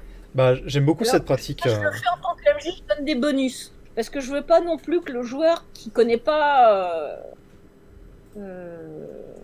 comment fonctionnent les fenêtres soit pénalisé. Donc quelqu'un qui va prendre la peine de décrire, de rajouter à l'ambiance, etc., je vais donner un bonus sur son jet de dés, ou je vais lui donner, j'ai des jetons de poker que je distribue parfois quand il y a une bonne idée et que les joueurs peuvent se servir ensuite dans d'autres circonstances pour booster une action. Et les récompenser au final d'une bonne ou d'une mauvaise action. Voilà, du mal qui se sont donnés, mais pas forcément en réussite automatique. Il ne faut pas qu'il y ait d'injustice vis-à-vis des autres joueurs, quoi. Ouais. Ça, c'est un Comme truc. regarde, on a fait une partie, Stéphane à la Elite, où le MJ, au moment de distribuer les XP, m'a donné un bonus parce que j'avais eu la bonne idée pour comprendre ce qui se passait et que j'avais su décrypter l'énigme. Je dis, ben oui, mais moi, ça me gêne. Les autres joueurs aussi ont participé. Et puis, il n'y a pas de raison que j'ai de bonus. En plus, j'ai l'habitude d'écrire des énigmes. Donc j'ai dit, ben non, on partage le bonus. Alors, tu vois, donc la récompense d'un joueur plutôt que d'un personnage, ça me met toujours mal à l'aise. Ça peut créer Des tensions internes au groupe qui peuvent tensions autour de la table de jeu. Ouais, ou même de la frustration de la part de certains joueurs. Il y a des joueurs qui disent, ouais, mais moi aussi j'ai participé. Pourquoi j'ai pas de... Ouais, c'est ça. Jusqu'à là aussi, pendant mes premières campagnes où j'utilisais ce système aussi de récompense d'avantages, désavantages, au final, on se retrouve avec des joueurs qui réclament des bonbons d'avantages en mode ah, mais ça veut un avantage, ou au contraire qui disent pourquoi lui il a pas un désavantage. Oui, parce que toi, tu peux trouver ton idée excellente, le MJ ne pas la trouver bonne. Du coup, tu te sens un petit peu lésé, tu te sens un peu sous-évalué et c'est pas le but recherché, quoi. Ouais, c'est ça. Mais en vrai, le système de récompense où des réussites sont faites obligatoirement, automatiquement, ça c'est un truc que j'utilise, mais après c'est parce que Clément et moi on a une technique de masterisation qui est un peu particulière. Comme on fait des jeux de rôle qui durent juste 1h30 et c'est formaté pour 1h30, que c'est face à une audience, on a besoin de faire en sorte au fait à ce que le jeu avance et à ce que les joueurs en fait puissent avancer très vite dans l'intrigue. Donc parfois quand un joueur est comme par exemple expérimenté en hacking, qu'il a envie d'hacker un téléphone portable alors qu'il vient d'hacker le réseau de la police tout entière juste derrière, qu'il a réussi tous ses jets juste avant, je me vois mal en fait le ralentir ou alors prendre le risque qu'il échoue sur cette action alors que il est si bien parti, j'ai juste envie de faire avancer mon histoire et il n'y a pas de raison en fait qu'il échoue sur un jet comme ça. Là à ce moment-là j'accorde une réussite automatique, mais parce que le contexte est particulier, c'est parce qu'il y a une audience qui est derrière et ce serait un peu dommage scénaristiquement que le joueur se plante à ce moment-là, quoi. Tout ça, ça fait partie de ce qu'un MJ est censé faire. Ouais, c'est le exactement. b.a-ba du MJ. Je vais te dire, je vais faire une piqûre à quelqu'un pour lui administrer l'antidote. Si le personnage c'est un médecin, il réussit automatiquement. Si le personnage c'est un plombier zingueur, tu vas peut-être lui demander un jet de premier soin. Ouais, c'est ça. Mais Voilà, c'est tentant en donc, je veux fait au bout dire d'un moment que- de vouloir jeter les jets juste pour jeter les dés et qu'au final en fait ce soit plus déceptif qu'autre chose. Il y a des tas de circonstances où le MJ est parfaitement en droit de dire bah oui, c'est bon, tu réussis. Et justement, en parlant de Et c'est ce tout que l'intérêt d'avoir un MJ et pas un ordinateur pour masteriser ton aventure. C'est vrai. ouais. Et en parlant justement de ce que doit faire un MJ ou pas, j'ai découvert il y a pas longtemps qu'une connaissance en moi donnait des cours de MJ. C'est-à-dire il allait voir des personnes qui voulaient justement, des joueurs qui voulaient devenir MJ et qui leur disait, ben voilà, un MJ, il peut faire ça. Ça fait justement avancer l'histoire, ça évite la cassure de l'immersion. Et il y a des gens qui donnent des cours de Game Master. Et je trouve ça génial, quoi. Mais il Ça, faut. c'est très bien. Parce que je sais si quelquefois on a subi des mauvais MJ et il y a mais on le voit encore beaucoup dans les conversations sur les réseaux sociaux. Il y a plein de MJ qui n'ont toujours pas compris qu'ils ne jouaient pas contre les joueurs. Bah, ou même si c'est pas ça, au fait, il y a plein de MJ qui se pensent extraordinaires et parfaits et qu'en vrai ils ont pas l'objectivité pour se rendre compte qu'ils font des parties qui sont pas assez excellentes en fait pour que ça puisse attirer de nouveaux joueurs ou même qu'ils puissent tenir une campagne sur le long terme. Oui, Et ou honnêtement, simplement n'ont pas compris que le MJ, c'est pas le guide suprême et que c'est un joueur comme les autres qui a le droit de s'amuser comme les autres, mais qui surtout qui est là pour veiller à ce que tout le monde s'amuse. tout à fait. Le Moi, je sais que MJ, et je l'ai vécu, le MJ qui va laisser les joueurs galérer pendant 3 heures autour de la table parce qu'ils ont foiré leur jet de dés sur l'interrogatoire d'un témoin, qui n'ont pas trouvé la bonne piste qui va permettre de continuer le scénario. J'ai vu des MJ qui vont te laisser galérer pendant 3 heures. Au bout de 3 heures, c'est fin de la partie. Et ils disent, eh ben les gars, vous avez échoué, au revoir. Non, il a pas compris. AMJ, il est là pour faire avancer l'histoire. C'est ce que tu disais pour des parties d'1 heure et demie, mais c'est valable aussi pour des parties de 3 heures ou des parties au long cours. Le MJ, il est là pour que tout le monde s'amuse, qu'on s'ennuie pas, qu'on passe un bon moment ensemble. C'est pour ça que j'aime pas du tout le tête de maître de jeu et que je préfère 1000 fois le meneur de jeu parce qu'il est là pour mener tout le monde dans un bon moment convivial où on se raconte des histoires au coin du feu. Moi, je sais que j'ai fait des parties avec des MJ qui étaient très très compliquées. Et on avait juste envie que la campagne se termine pour ne plus en entendre parler. C'est Et c'est terrible. malheureux d'avoir ce sentiment-là, quoi. Oui, parce qu'en plus, Oui, comme Ah comme bah, toi, en tant que joueur, tu t'es engagé dans cette campagne, en fait, tu te dis, ah, maintenant, je peux plus en sortir, en Ouais, fait, je ça. suis dans ce truc. C'est ça. oui, mais là, j'ai été comme ça pendant un moment, et puis maintenant j'ai passé le pas. La vie est trop courte. Si ça se passe Pour mal, jouer avec des MJ qu'on n'aime pas, ouais. C'est ça. au revoir, messieurs, dames. C'est pas mon style de jeu. Je vais pas être vexante ou blessante inutilement, mais je vais dire, écoutez, c'est pas mon style de jeu. Je vous abandonne. Au revoir. Ravi d'avoir fait votre connaissance. Oui, après, Mais ça sert à rien. le bon MJ derrière aussi, il comprend, en fait, il se met du plomb dans la tête et il comprend que, en fait, son style de jeu ne convient pas forcément à tous les joueurs non plus. C'est ça. Et c'est ce Voilà, que donc, c'est ce qu'on je fait veux dire, la vie souvent. est trop courte pour qu'on s'impose des choses où on se fait pas plaisir, quoi. C'est il vrai. y en a Et déjà c'est- bien assez. Et c'est souvent qu'à la fin des parties, on le fait nous avec l'élite, avec Anne. Le MJ prend du temps pour nous dire bon, mais qu'est-ce que vous avez apprécié, qu'est-ce que vous n'avez pas apprécié, qu'est-ce que je pourrais améliorer, dites-moi. Et on dit notre ressenti, on dit ce dont on a besoin, et il le prend, que ce soit du négatif ou du positif. Ah bon, quand c'est du négatif, on va pas y dire t'es une merde là non plus. On va mettre les formes, c'est sûr, mais ce MJ là, il a vocation à mieux être, enfin, à être un MJ plus compétent, à donner du plaisir à ses joueurs, tandis qu'il y en a d'autres qui ne font pas cet effort-là, et c'est pas des MJ qu'on a envie de retrouver, quoi. Bah, Exactement. ouais, c'est Alors, clair. Les viewers, faites ça. Compétent. Faites ça Plutôt parce que que- c'est très bien. Plutôt que de devenir plus compétent, je dirais plutôt d'adapter son style de maîtrise au goût des joueurs. C'est pas Tu as raison. une histoire de compétence, c'est savoir leur proposer ce qu'ils ont envie de trouver.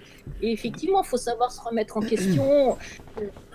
Toujours, comme on dit, c'est un terme très, très à la mode, mais c'est vrai, toujours dans la bienveillance. Tout à fait. Et après, on parle des MJ, mais les joueurs, c'est la même chose. Hein. Oui. Faut aussi se remettre en question. Parce que si tu as essayé 15 MJ et que sur les 15, il n'y en a pas qui te sont convenus, c'est qu'il y a peut-être un problème avec toi, quoi. C'est... Ouais, ça c'est va ça. dans les Ou deux alors que sens. t'es un joueur très exigeant et que t'as vraiment pas de chance, mais Oui. c'est moins probable. Aussi. Ça, c'est différent. mais- Honnêtement, je pense que tout le monde connaît à peu près ses défauts. Il faut veiller. Je sais que moi, je parle trop, que j'ai tendance à monopoliser la parole et qu'il faut que j'en... Ah non, moi j'ai pas de défaut, je suis parfait. C'est peut-être ça ton défaut, le manque d'humilité. Lumi quoi? Attendez, je crois que j'ai des chevilles qui viennent d'exploser. Non, mais c'est vrai que c'est un truc qui est très important aussi, c'est de réussir à prendre la critique pour pouvoir augmenter.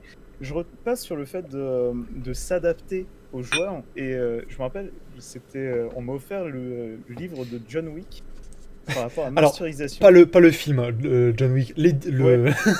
Pas le tueur à gage. Non, j'ai pas appris à tuer mes joueurs après chaque session. C'est surtout un petit truc que j'ai beaucoup utilisé. C'est le petit tableau qui permet de savoir ce que veulent les joueurs avant les sessions. Et je trouve que c'est un truc qui est vachement intéressant en fait. Quel genre de jeu ils veulent, quelle dose d'action ou Ouais. de suspense ils veulent dans leur jeu.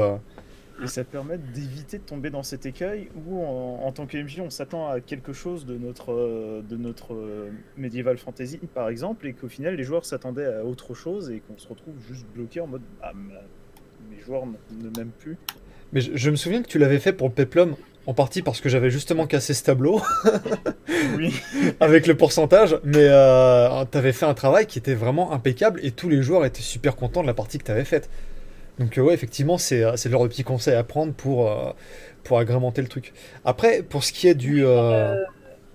Il y a un truc, excuse-moi, qui est très bien, c'est les éditions du Lapin Marteau avec leur guide. C'est quoi ça? Vous connaissez ça? Ça me dit rien du Ah, la boîte Non. à outils du MJ, c'est un bouquin qui est épais comme ça, avec plein de fiches pratiques sur comment organiser ton contrat social autour de la table, Ouais. comment improviser. Ce bouquin est génial. tout. Comment ça Ouais, s'appelle?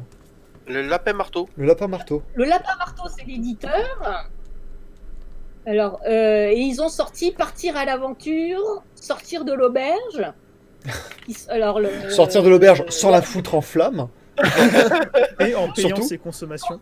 qui sont des recueils de conseils pour faire de meilleures parties de jeux de rôle. Et leur dernier qui est sorti, la boîte à outils du meneur de jeu. La boîte à outils. Alors, vous me laissez 2 minutes, je vais le chercher dans ma bibliothèque, je reviens. Mais j'aime bien justement tous ces petits bouquins où ils t'apprennent une pédagogie, ils t'enseignent justement comment un peu mieux faire ton travail de scénariste, de game designer, de maître du jeu. Alors pour ma part, moi je viens du milieu de l'escape game, c'est-à-dire que j'avais l'habitude de gérer jusqu'à des douzaines de joueurs différents dans des parties de 1 heure où en gros on devait les entraîner dans un scénario d'enquête. Et du coup en fait j'ai un peu cette habitude de comment en fait est-ce que tu gères le moment où tu donnes des indices, le moment où tu aides tes joueurs, parce que le but c'est pas de les mettre dans la panade au fait, c'est de les porter dans ce scénario et d'essayer de les aider à arriver jusqu'au bout au fait. C'est pas juste de les laisser là planter dans ta pièce, ils ne jouent pas contre toi comme disait Anne. Et j'ai même tendance moi à penser que le MJ il est au service des joueurs et que sa seule véritable satisfaction dans le jeu c'est de pouvoir raconter l'histoire qu'il a envie de raconter et de faire en Non, sorte mais à ce pas que que- ses joueurs en soient les acteurs. Ouais, voilà, c'est ça, parce que tu pourrais raconter l'histoire que tu veux raconter, mais au final, tes joueurs pourraient ne pas s'amuser. Ah, quand même, oui, malheureusement. c'est ça. Ça, c'est le pire cas de figure possible. Alors, tu vois, moi, Tu t'enfermes dans un bon truc. Là, j'ai fait une partie dernièrement avec mon MJ que j'aime bien. Et son but était clairement de buter mon perso. Je le savais. Il me l'a dit. Il m'a dit voilà, ton perso il devient un peu trop balèze. Je vais faire quelque chose. Si t'es d'accord, évidemment. Hein, je vais pas non plus te pourrir ta partie. Je fais ben écoute, y a pas de souci. Fais-toi plaisir. Moi, je sais que j'ai un autre perso de réserve. Celui-là, je l'ai joué. Il est cool. Je sais qu'il peut pas réellement partir parce qu'il y a toujours une possibilité pour qu'il revienne. Mais voilà quoi, moi je me suis éclaté et ça m'a pas dérangé qu'ils finissent ou qu'ils finissent pas la partie. Voilà quoi. Ce Voilà. MJ là sait qu'il y a toujours quelque chose à côté au cas où. D'accord. D'ici, Là, c'est pas un petit livre, là. La boîte à outils du Ah. meneur de jeu, il y a combien de pages? Mais, Oh la on- vache! on L'encyclopédie! fait tirer les informations des gens avec. Mais tu l'as lu? De taxi. T'as tout lu du Il y a- bouquin, Anne? Alors attends, parce qu'il y a les sources et tout ça. Il y a 800 pages, Non, mais 750 pages. C'est pas possible! Il y a un flingue caché dans le manuel! C'est pas possible! Ça, c'est livré C'est une avec le bouquin pour boîte gérer les à joueurs. outils. Fiche. Tu le lis pas d'un bloc, tu cherches. Ouais, en fait, c'est pour répondre à des questions précises, en fait. Après, si tu lis tout, t'es rodé. Mais tu l'as lu? pour s'endormir le soir. Par exemple, tu as plusieurs parties, la partie organisée. Ah Ça, ouais, truc c'est que vraiment j'aurais un guide bien aimé complet, l'avoir. quoi. J'aurais Ça a l'air bien pas aimé mal, l'avoir ouais. dans mes premières parties en tant que MJ. Je crois que c'est dispo Non, sur le net, ce Voilà, genre de deuxième choses. fiche, catégoriser les joueurs. C'est pas mal. C'est Ah les ouais, plus ça a l'air babacs vachement des intéressant, en MJ. fait. Tu vois, avec des tableaux comme ça. Il y a des organigrammes et tout. Vous avez actuellement un chaotique emmerdeur à la table. Qu'est-ce que vous faites? Non, mais Troisième c'est ça, fiche, quoi. comment créer des prétirés.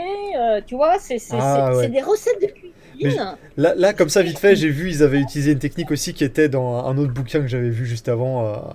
Ça a l'air pas mal.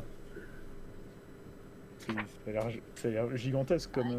Il me Voilà, le faut. exercer une opposition bienveillante. La bienveillance dans l'opposition. Une opposition bienveillante. C'est pas mal. Autre exemple, faire peur. C'est Tu pas vois, mal. quand tu Voilà, joues, Honnêtement, c'est vraiment un bouquin que je conseille même pour des MJ expérimentés, tu trouves c'est des recettes de cuisine géniales, quoi. D'accord. Ah, mais le voir comme des recettes de cuisine, j'aime bien se dire contextuellement, en Ouais. fait, tu vas chercher ton information, c'est pas mal. Il manquait ça à la boîte à outils, hein, donc. Mais au final, est-ce voilà, que le c'est jeu de rôle n'est pas une recette de cuisine où le maître du jeu est ce cuisinier qui prépare le repas parfait pour ses invités? Il y a un peu de ça. J'aime bien l'analogie. L'analogie avec la bouffe, Bravo. ça marche beaucoup. C'est l'analogie que j'avais fait pour le GN. Donc ça peut se faire aussi pour le jeu de rôle sur table, mais pour le GN, les gens qui organisent un GN, c'est ceux qui apportent les ingrédients. Donc des œufs frais, de la crème fouettée, etc. Si t'as pas de bons ingrédients, ton gâteau il va être pas terrible. Par contre, si tu as des œufs qui ont été pondus il y a un mois, si tes lardons sont trop salés, ton pâté en croûte, il ne sera pas terrible. Par contre, les joueurs à qui tu vas fournir les ingrédients sont les cuisiniers. Alors, puisqu'on parle de GN, on fait une petite aparté parce non que... seulement il faut de bons ingrédients, mais il faut de bons cuisiniers. Ouais, c'est ça. Et puis après, les circonstances autour, entre autres dans un GN, tu vas avoir par exemple la météo. S'il pleut, c'est que ton four, il est naze. Tu auras beau avoir un bon cuisinier et les meilleurs ingrédients, les circonstances Font pas, ouais. Alors, juste pour faire la parenthèse sur le GN, il était prévu l'an dernier que Clément et moi, on fasse notre tout premier GN, parce qu'on a pas mal potassé le jeu de rôle, mais jamais le GN. On n'a jamais vraiment participé à un véritable GN. Et Miko, qui est dans le chat, nous avait invité le juillet dernier, qui du coup est reporté jusqu'à juillet prochain, à venir sur un JDR post-apocalyptique qui s'appelle Le Refuge. Est-ce que tu connais? Le dernier refuge, je crois, précisément, c'est ça? Oui, c'est le dernier. Le dernier refuge, ouais.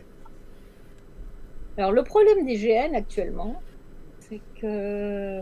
C'est qu'il y en a J'en ai joué beaucoup, donc jouer le énième jeu où tu joues Heroic Fantasy, où il faut fermer les portes des enfers à minuit pour éviter que les démons envahissent le monde, j'en joue plus parce que je l'ai trop joué, ce genre de choses. Et là, pour le coup, j'aime vraiment le truc très roleplay, etc. Et que tous les jeux qui m'intéressent, quand j'en entends parler, ils sont déjà pleins. Là, pour Dernier Refuge... Ou alors, carrément, c'est des jeux sur casting.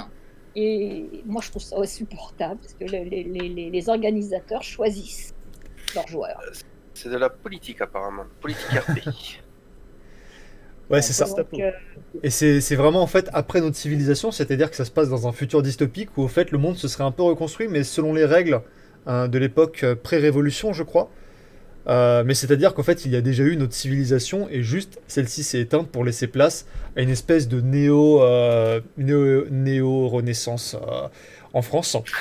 Je sais pas vraiment comment le définir, mais en gros, voilà, c'est vraiment du post-apocalyptique. Et c'est une thématique que moi, personnellement, j'affectionne beaucoup. Alors, tu vois, on va repartir sur le GN. Moi, j'en ai jamais fait. C'est quelque chose que j'aimerais bien faire. Le truc, c'est que là, la politique, ce sera peut-être pas trop mon style. Et justement, est-ce que quand vous faites du GN, est-ce qu'il y a des gens comme nous qu'on peut juste venir voir comment ça se passe? Est-ce qu'on peut avoir des spectateurs sur des GN ou...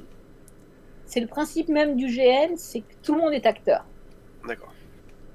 Par contre, ce que tu peux faire, si tu veux découvrir et voir comment ça se passe, c'est proposer un coup de main à la logistique.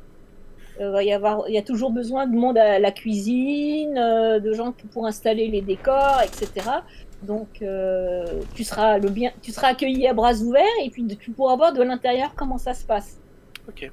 D'accord. Après, quand on dit politique, c'est pas genre la politique un peu gnangnan avec les partis, tout ça, comme par exemple, moi je vais jouer au fait une espèce d'assassin, et Clément, lui, au fait, va jouer au fait un ancien dirigeant de secte. Donc en fait, c'est des profils qui sont vraiment assez extrêmes finalement. Donc c'est pas vraiment juste la politique avec des jeux de pouvoir. Fallait pas dire les rôles. Non mais de toute façon, on sait pas exactement à quelle faction on appartient, mais. Et du coup, ça serait où? Ça se passerait ce GN du coup? C'était prévu où, du moins? Alors j'ai pas le lieu exact, hein, mais normalement j'ai pas le lieu exact. À Fort de Montbré, de ce qu'on me dit. D'accord. Au Fort de Montbré. Ok. Et voilà. Mais c'est vrai que moi j'ai hâte de l'attaquer, ce GN là. Pareil. De me mettre enfin dans ça. Je sais qu'au final, techniquement, on en a fait avec les soirées au cave Saint-Sabin. Oui, c'est vrai, mais Ça c'était pas peut- vraiment du GN où Ouais. tu as des stats pour ton personnage. C'était pas vraiment ça, c'était plus on arrivait avec un costume et il y avait des jeux sur place. Mais ça peut peut-être se rapprocher. J'ai une dernière question pour vous tous. Quelle a été la meilleure partie de JDR que vous ayez vécue, que ce soit en tant que MJ ou en tant que joueur? Moi, c'est simple. C'était IRL. On était une vingtaine autour de la table. Alors, il y avait le MJ, il y avait les joueurs, et puis il y avait nos amis, nos copines, nos copains. On était venus en couple ou pas. Et on avait des profils assez différents. Et on avait tous amené à manger, à boire des pizzas, tout ce que tu veux. Alors, t'en avais certains au début qui étaient intrigués, qui étaient sur nos genoux en train de regarder comment on faisait, qui essayaient de comprendre. D'autres qui en avaient, mais strictement rien à secouer, qui étaient partis dans la cuisine par les chiffons ou autre. Et toi, t'étais là, t'étais à fond dans ton jeu. Et de temps en temps, t'avais quelqu'un qui arrivait et qui te voyait déblatérer des trucs sans queue ni tête. Et c'était assez marrant, quoi. Voilà. On avait fait ça pendant 2 jours. On avait dormi dans la voiture et tout. C'était vraiment une belle partie, quoi. D'accord. Moi, Moi, c'est. c'est Vas-y. difficile à répondre comme question parce que Il y en a eu beaucoup. je joue depuis. Non. Depuis plus de Non. 40 ans. Donc, sortir une partie plus que les autres, c'est exactement le même problème quand on dit c'est quoi ton jeu de rôle préféré? Ah oui, Non, mais j'en ai ça. pas. Euh, C'est vrai que je suis bloqué aussi. Ah ouais? Parce que et- j'ai une partie précise en tête, et c'est une partie qui s'est déroulée sur 2 jours aussi, c'était avec toi en joueur, c'était la fin du Cthulhu. La fin du Cthulhu, et j'ai particulièrement aimé parce que vous étiez devenus vos personnages à ce moment-là, Non. et vous étiez... C'était pas une partie de jeu de rôle, c'était de la torture. C'était- C'est de la torture psychologique que tu nous as fait, d'accord pendant C'est du 2 jours. Lovecraft après, mais Oui. vous aviez atteint en fait le même état psychologique que vos personnages, et je me suis dit vous pouviez pas être plus dans votre rôle que ça. C'est-à-dire que c'est même pas moi spécialement qui était sadique, hein, c'était juste le concours de circonstances qui faisait que. Parce qu'il y en avait un qui avait la gueule de bois, un autre qui était malade, et toi qui avais pas dormi de la nuit. Et qui avait fait je sais pas combien de kilomètres de route sans dormir. Mais non, moi, c'est vrai qu'en parlant d'enfer, celle qui est paradoxalement qui m'a complètement brisé, mais qui en même temps que j'adorais, c'était la partie qui a duré une semaine entière à Saint-Malo, Ah ouais. non-stop au camping. J'ai beaucoup aimé Ça- moi aussi. Ça m'a brisé. Ça m'a brisé. Mais Faire j'ai une beaucoup semaine aimé. de JDR complet. Non-stop. C'est un GN, moi, qui m'a le plus marqué, où j'étais joueuse. Où on jouait ambiance belle époque. Les joueurs le savaient pas, mais en fait, c'était dans un monde avec Van Helsing, Dracula et tout ça. Donc, pour eux, le fantastique est arrivé petit à petit. Mais les joueurs m'avaient filé un personnage un peu particulier où en fait on était deux qui arrivaient. Alors en plus ça se jouait, on avait joué dans un chalet en montagne, il y avait de la neige partout. Wow. Enfin, l'ambiance était Il y avait extraordinaire. un contexte quoi. Et on était deux à savoir qu'il y avait un vampire ici. Donc on était deux chasseurs de vampires qui débarquaient mais qui ne se connaissaient pas l'un l'autre. Et en fait les orgas, dans les 3 mois qui ont précédé le GN, m'ont fait par téléphone des parties de jeux de rôle par dialogue où on a fait tout le passé de mon personnage. D'où elle est venue, elle avait été adoptée par Van Helsing, elle est rentrée dans la société de chasseurs de vampires, il y a eu la scène de son initiation dans sa première chasse aux vampires, tout ça on l'a joué au téléphone. Ce qui fait que quand je suis arrivée en jeu, j'avais déjà tout un vécu rôliste derrière moi de ce personnage. Les orgas étaient excellents, ils avaient des idées de mise en scène extraordinaires. Pour te dire, il y a un moment, les joueurs explorent la cave, donc c'était la cave du chalet. Et dans la cave, il y avait les squelettes des précédentes victimes du vampire. Donc, l'éclairage, ça se passait à la belle époque, donc c'était à la bougie. Et sur le sol, ils avaient tendu des draps sur lesquels ils avaient peint des squelettes. Et sous les draps, des draps noirs. Des draps noirs, ils avaient peint la peinture blanche des ossements, des squelettes. Et sous le drap, ils avaient mis des gâteaux secs. Et quand tu marchais, tu faisais craquer les os. Ah, mais Ah, là, en génial, termes quoi. d'ambiance, ça doit être fou. Éclairer à la bougie, voir ça, entendre les Ouais, craquements des pas. Donc on commence à jouer le vendredi soir. Le prétexte pour tous les autres joueurs, c'était l'amicale des anciens élèves d'un lycée qui se retrouvait en 1910. Voilà. Pendant ce Et donc temps-là, nous, on a comme un cheveu sur la soupe. Et donc le lendemain matin, on trouve le majordome quoi, du chalet dans le frigo avec 2 trous dans le cou. Alors les joueurs commencent à pas comprendre ce qui se passe. Mon personnage je comprends parfaitement, l'autre chasseur de vampires aussi.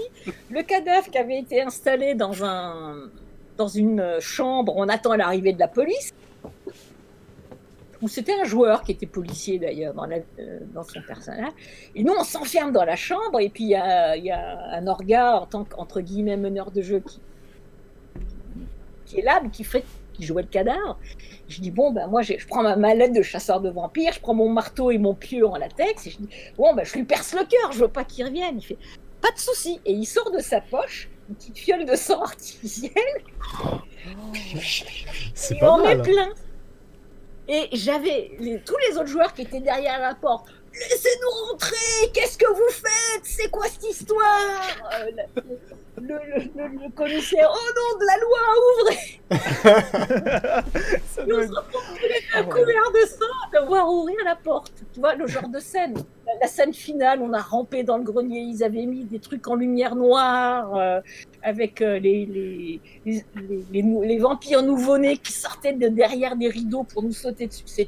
Il était fantastique, ce jeu. Aussi C'est bien dans incroyable. la préparation que dans la façon dont on l'a joué. Ça devient presque un film en fait. C'est être Bah, tu deviens acteur de l'histoire, ouais, C'est ça, c'est être acteur de l'histoire sans connaître le scénario et c'est génial. C'est clair, c'est génial. C'est être acteur d'un film dont tu découvres le scénario. Et on a des photos extraordinaires. Quand on est allé en pleine nuit c'était dans les Alpes, à flanc de montagne, avec les torches pour trouver les cercueils de secours du vampire, pour brûler ces cercueils avant d'attaquer le cercueil principal pour qu'il n'ait pas moyen d'avoir une issue de secours. Ben, on a des photos des gens en costume Belle Époque, avec les cannes, les chapeaux melons et tout ça, avec des torches, et puis après le cercueil en bois qui flambe. C'était très bien. Ça devait être... J'imagine l'image en plus, excellent, surtout quoi. jouer sur des photos en pseudo noir et blanc, et ensuite l'envoyer aux gens en mode vous imaginez, il y a eu ça, et les complotistes qui partent en cacahuète. Non, les photos étaient plus belles en couleur. Oui, bah, c'est sûr. Le jeu était très très bien. Et les orgas avaient un sens de la mise en scène. Le jeu, en plus, c'était la 13e fois qu'ils faisaient jouer le scénario, donc ils le maîtrisait bien, parfaitement. ouais. Donc, on était à la 3e session et même eux, ils en revenaient pas parce que c'est ce qu'on parlait tout à l'heure du cuisinier, l'alchimie a très bien marché. Et... Ça devait être bien, bien sympathique, ouais. Ça donne envie d'en faire. Hein, Ouais, carrément. Dans la nuit du dimanche, quand il y a eu le moment où le vampire a pris possession de tout ça, ils avaient installé une sono dans tout le chalet et il y avait des battements de cœur, pam pam, pam pam, pam pam, qui résonnaient partout. T'imagines l'ambiance? Mais j'imagine surtout le joueur qui n'a pas été briefé sur le côté fantastique. Bah, c'est justement comme ça que tu crées la tension, hein, c'est pas mal. Bon bah écoutez, tout le monde, merci beaucoup pour avoir participé à cette discussion. Et j'espère que nos viewers du coup ont appris plein de nouvelles choses sur le JDR ou même que ça a permis de donner des petites choses à aller découvrir. D'ailleurs, est-ce qu'avant de partir, on ferait pas un petit instant recommandation justement pour s'il y a des MJ amateurs ou des joueurs qui s'intéresseraient à découvrir comme par exemple des nouveaux Discord, des nouveaux MJ ou alors de la lecture. Parce que tout à l'heure, Anne Vétière, donc tu parlais du lapin marteau avec la boîte à outils. Ça, je pense que c'est un bon truc à mentionner. On fait une collection qui s'appelle Sortir de l'auberge. La boîte à outils, c'est leur 3e. Et il y a 2 autres bouquins avant. C'est comment jouer des parties de jeux de rôle et comment mener des parties de jeux de rôle. D'accord. Putain, moi j'ai noté tout. Hein. Je vais Voilà. les trouver, je vais top- les acheter, je vais les Le lire. premier, c'est mener des parties de jeux de rôle. Le deuxième, c'est jouer des parties de jeux de rôle, c'est-à-dire comment aider ton MJ, comment créer des persos intéressants, etc. Et puis, qui sont moins gros hein, que celui-là. Et là, la somme qui est parue l'année dernière, il est génial. Alors moi, je vais faire le petit test en Et, pub. excuse-moi, je te coupe. Et une dernière recommandation, parce qu'ils sont en financement participatif en ce moment, il faut les soutenir, c'est Let's Roll. C'est un très bon système Let's Roll. virtuel. C'est ce que j'allais en parler, que voilà, ils ont sorti le Kickstarter, il reste moins de 2 semaines. Ils ont leur Discord qui est en français et en anglais, donc vraiment top.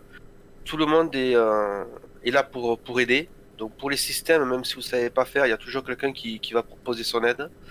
Donc faut pas hésiter, allez-y. Au moins regardez. Après, je voulais dire qu'il y avait le Discord de la JDR RFID et de la FF JDR. Si vous voulez trouver des MJ ou des joueurs, vous pouvez poster vos annonces, il n'y a pas de souci. Vous pouvez aller sur le Discord de la tanière des vieux potes. Si jamais il y a besoin, on vous redirigera. Et puis voilà quoi. Des recommandations, Pas plus, Clément?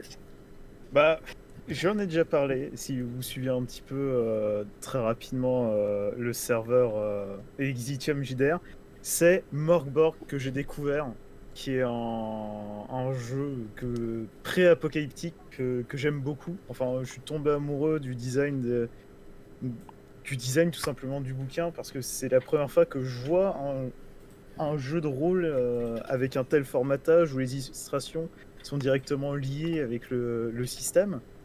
Et aussi tout ce principe de la fin du monde arrive, vous pouvez rien faire pour l'arrêter. Et maintenant, il y a l'aventure qui commence dans cet univers complètement décalé et déjanté. J'y joue en ce moment avec ma compagne et un ami à moi, et franchement, je surkiffe. Pour l'instant, c'est qu'en anglais, mais il y a beaucoup de trucs. Il est sombre, il est très violent, mais j'aime beaucoup. Ça s'appelle Morgborg, et j'enverrai là un lien pour que vous le trouviez plus facilement. D'accord. Et toi, Jérôme? Alors, Autre adresse qui est très bien, on a parlé d'Opal Rollis. oui, Opal Rollis, le forum. Jeu de rôle virtuel. C'est un forum pour trouver des tables de jeux de rôle. Vous proposez des tables de jeux de rôle en virtuel. Donc c'est jdrvirtuel, toutattaché.com. Alors, si tu me permets, je vais peut-être mettre 2-3 liens dans le chat, si tu me le permets. Clément, envoie-les à Clément, et Clément il va Ouais. les mettre sur le chat du live. En attendant, je vais faire aussi mes recommandations. Pour tous les MJ qui s'intéressent du coup à la masterisation, je vous recommande The Art of Game Design. C'est un bouquin qui s'adresse généralement à tous les gens qui veulent faire des jeux, que ce soit du jeu de plateau, des jeux de cartes, du jeu de rôle. Pour moi, c'est désormais un incontournable pour comprendre les bases de comment on crée au fait un système qui fonctionne. Ça va pas vous apprendre à faire le jeu du siècle, mais ça va vous apprendre toutes les bases au fait de comment en fait créer un gameplay qui fonctionne et qui est satisfaisant. Ensuite, pour les gens qui s'intéressent à la partie... Alors, The Art of Game Design, il me semble qu'il a été traduit en français, je l'ai lu en anglais, mais normalement, je pense qu'il est disponible en français. Et ensuite, pour la partie Non, mais- scénario... Pardon ? Ma question, c'est est-ce que ça s'applique aussi aux jeux de rôle? Ça peut s'appliquer au jeu de rôle. Au fait, ça s'applique à n'importe quel type de jeu. C'est-à-dire que le bouquin, il va apprendre en fait globalement comment créer au fait un gameplay qui fonctionne. Comment est-ce qu'on crée de la satisfaction pour le joueur? Comment est-ce qu'on crée de l'investissement émotionnel? Au fait, comment est-ce qu'on crée au fait la volonté du joueur en fait de vouloir résoudre un problème que le créateur du jeu, le game designer, va poser dans son système. Ça peut aller à créer un Pac-Man, créer un jeu de poker, créer un jeu vidéo moderne, créer du jeu de rôle. Ça peut s'appliquer à tout. Du coup, c'est très large. Mais il y a quand même 700 pages pour apprendre toute cette théorique. Mais c'est très, très enrichissant. Comment tu Et dis du coup- déjà? The Art of Game Design? Exactement. Merci MacLeod pour les liens. Et donc, un petit dernier, et ça s'applique spécifiquement au scénario. C'est très porté roman, série télé et cinéma, mais je trouve beaucoup de réponses à des questions que je me pose pour la création de l'élaboration d'univers et d'intrigues. Dans ce bouquin, c'est l'anatomie du scénario, comme vous pouvez le voir, en fait, il y a plein de notes parce que je le lis régulièrement. L'anatomie du scénario, c'est un excellent outil pour au fait créer d'excellentes intrigues.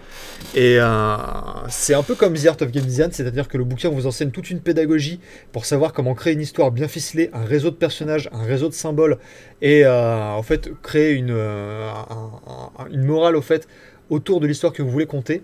Et c'est un excellent outil si jamais vous voulez créer un scénario élaboré au sein de votre jeu de rôle. Voilà. Ok. Plein de bonnes recommandations pour des outils, des systèmes, des moyens de développer ces outils et les systèmes. Anatomie d'un scénario, tu dis? L'anatomie du scénario, oui. Il a été écrit par John Truby. Ouais, hésite pas à lancer les liens, Jérôme, si tu les as rapidement. On Alors, s'arrangera pour tout. je vais peut-être pas le faire tout de suite parce que ça va virer la fenêtre. Mais en tout cas, je vous remercie à tous d'être venus pour parler globalement du JDR. Il y avait encore plein d'autres questions auxquelles on aurait aimé parler, mais bon, peut-être que ce sera pour une prochaine fois. En tout cas, je suis content de tous les points qu'on a soulevés et des réponses que vous avez apportées, des arguments que vous avez soulevés. Donc vraiment, merci d'avoir participé à cette discussion, c'était vraiment très, très enrichissant. Et merci à nos viewers qui ont été là, qui ont posé des questions, qui ont réagi et qui, j'espère, vous avez également appris autant que nous. Donc merci beaucoup. Et puis sur ce, je vous dis à très bientôt, peut-être pour un live ou peut-être pour une autre discussion. Tout ça on verra, mais normalement il est prévu qu'il y ait une campagne pour la deuxième session, la deuxième saison de jeu de rôle. Et elle n'est pas encore définie, c'est-à-dire qu'elle est encore en discussion, mais vous inquiétez pas, si vous voulez du jeu de rôle, il y en aura très bientôt, et ce sera donc cette fois-ci transporté dans une campagne. Donc merci encore à tous, et puis je vous dis donc à très bientôt pour la suite des aventures. Salut! À la semaine prochaine. Au revoir. Bonne partie à tous. Merci.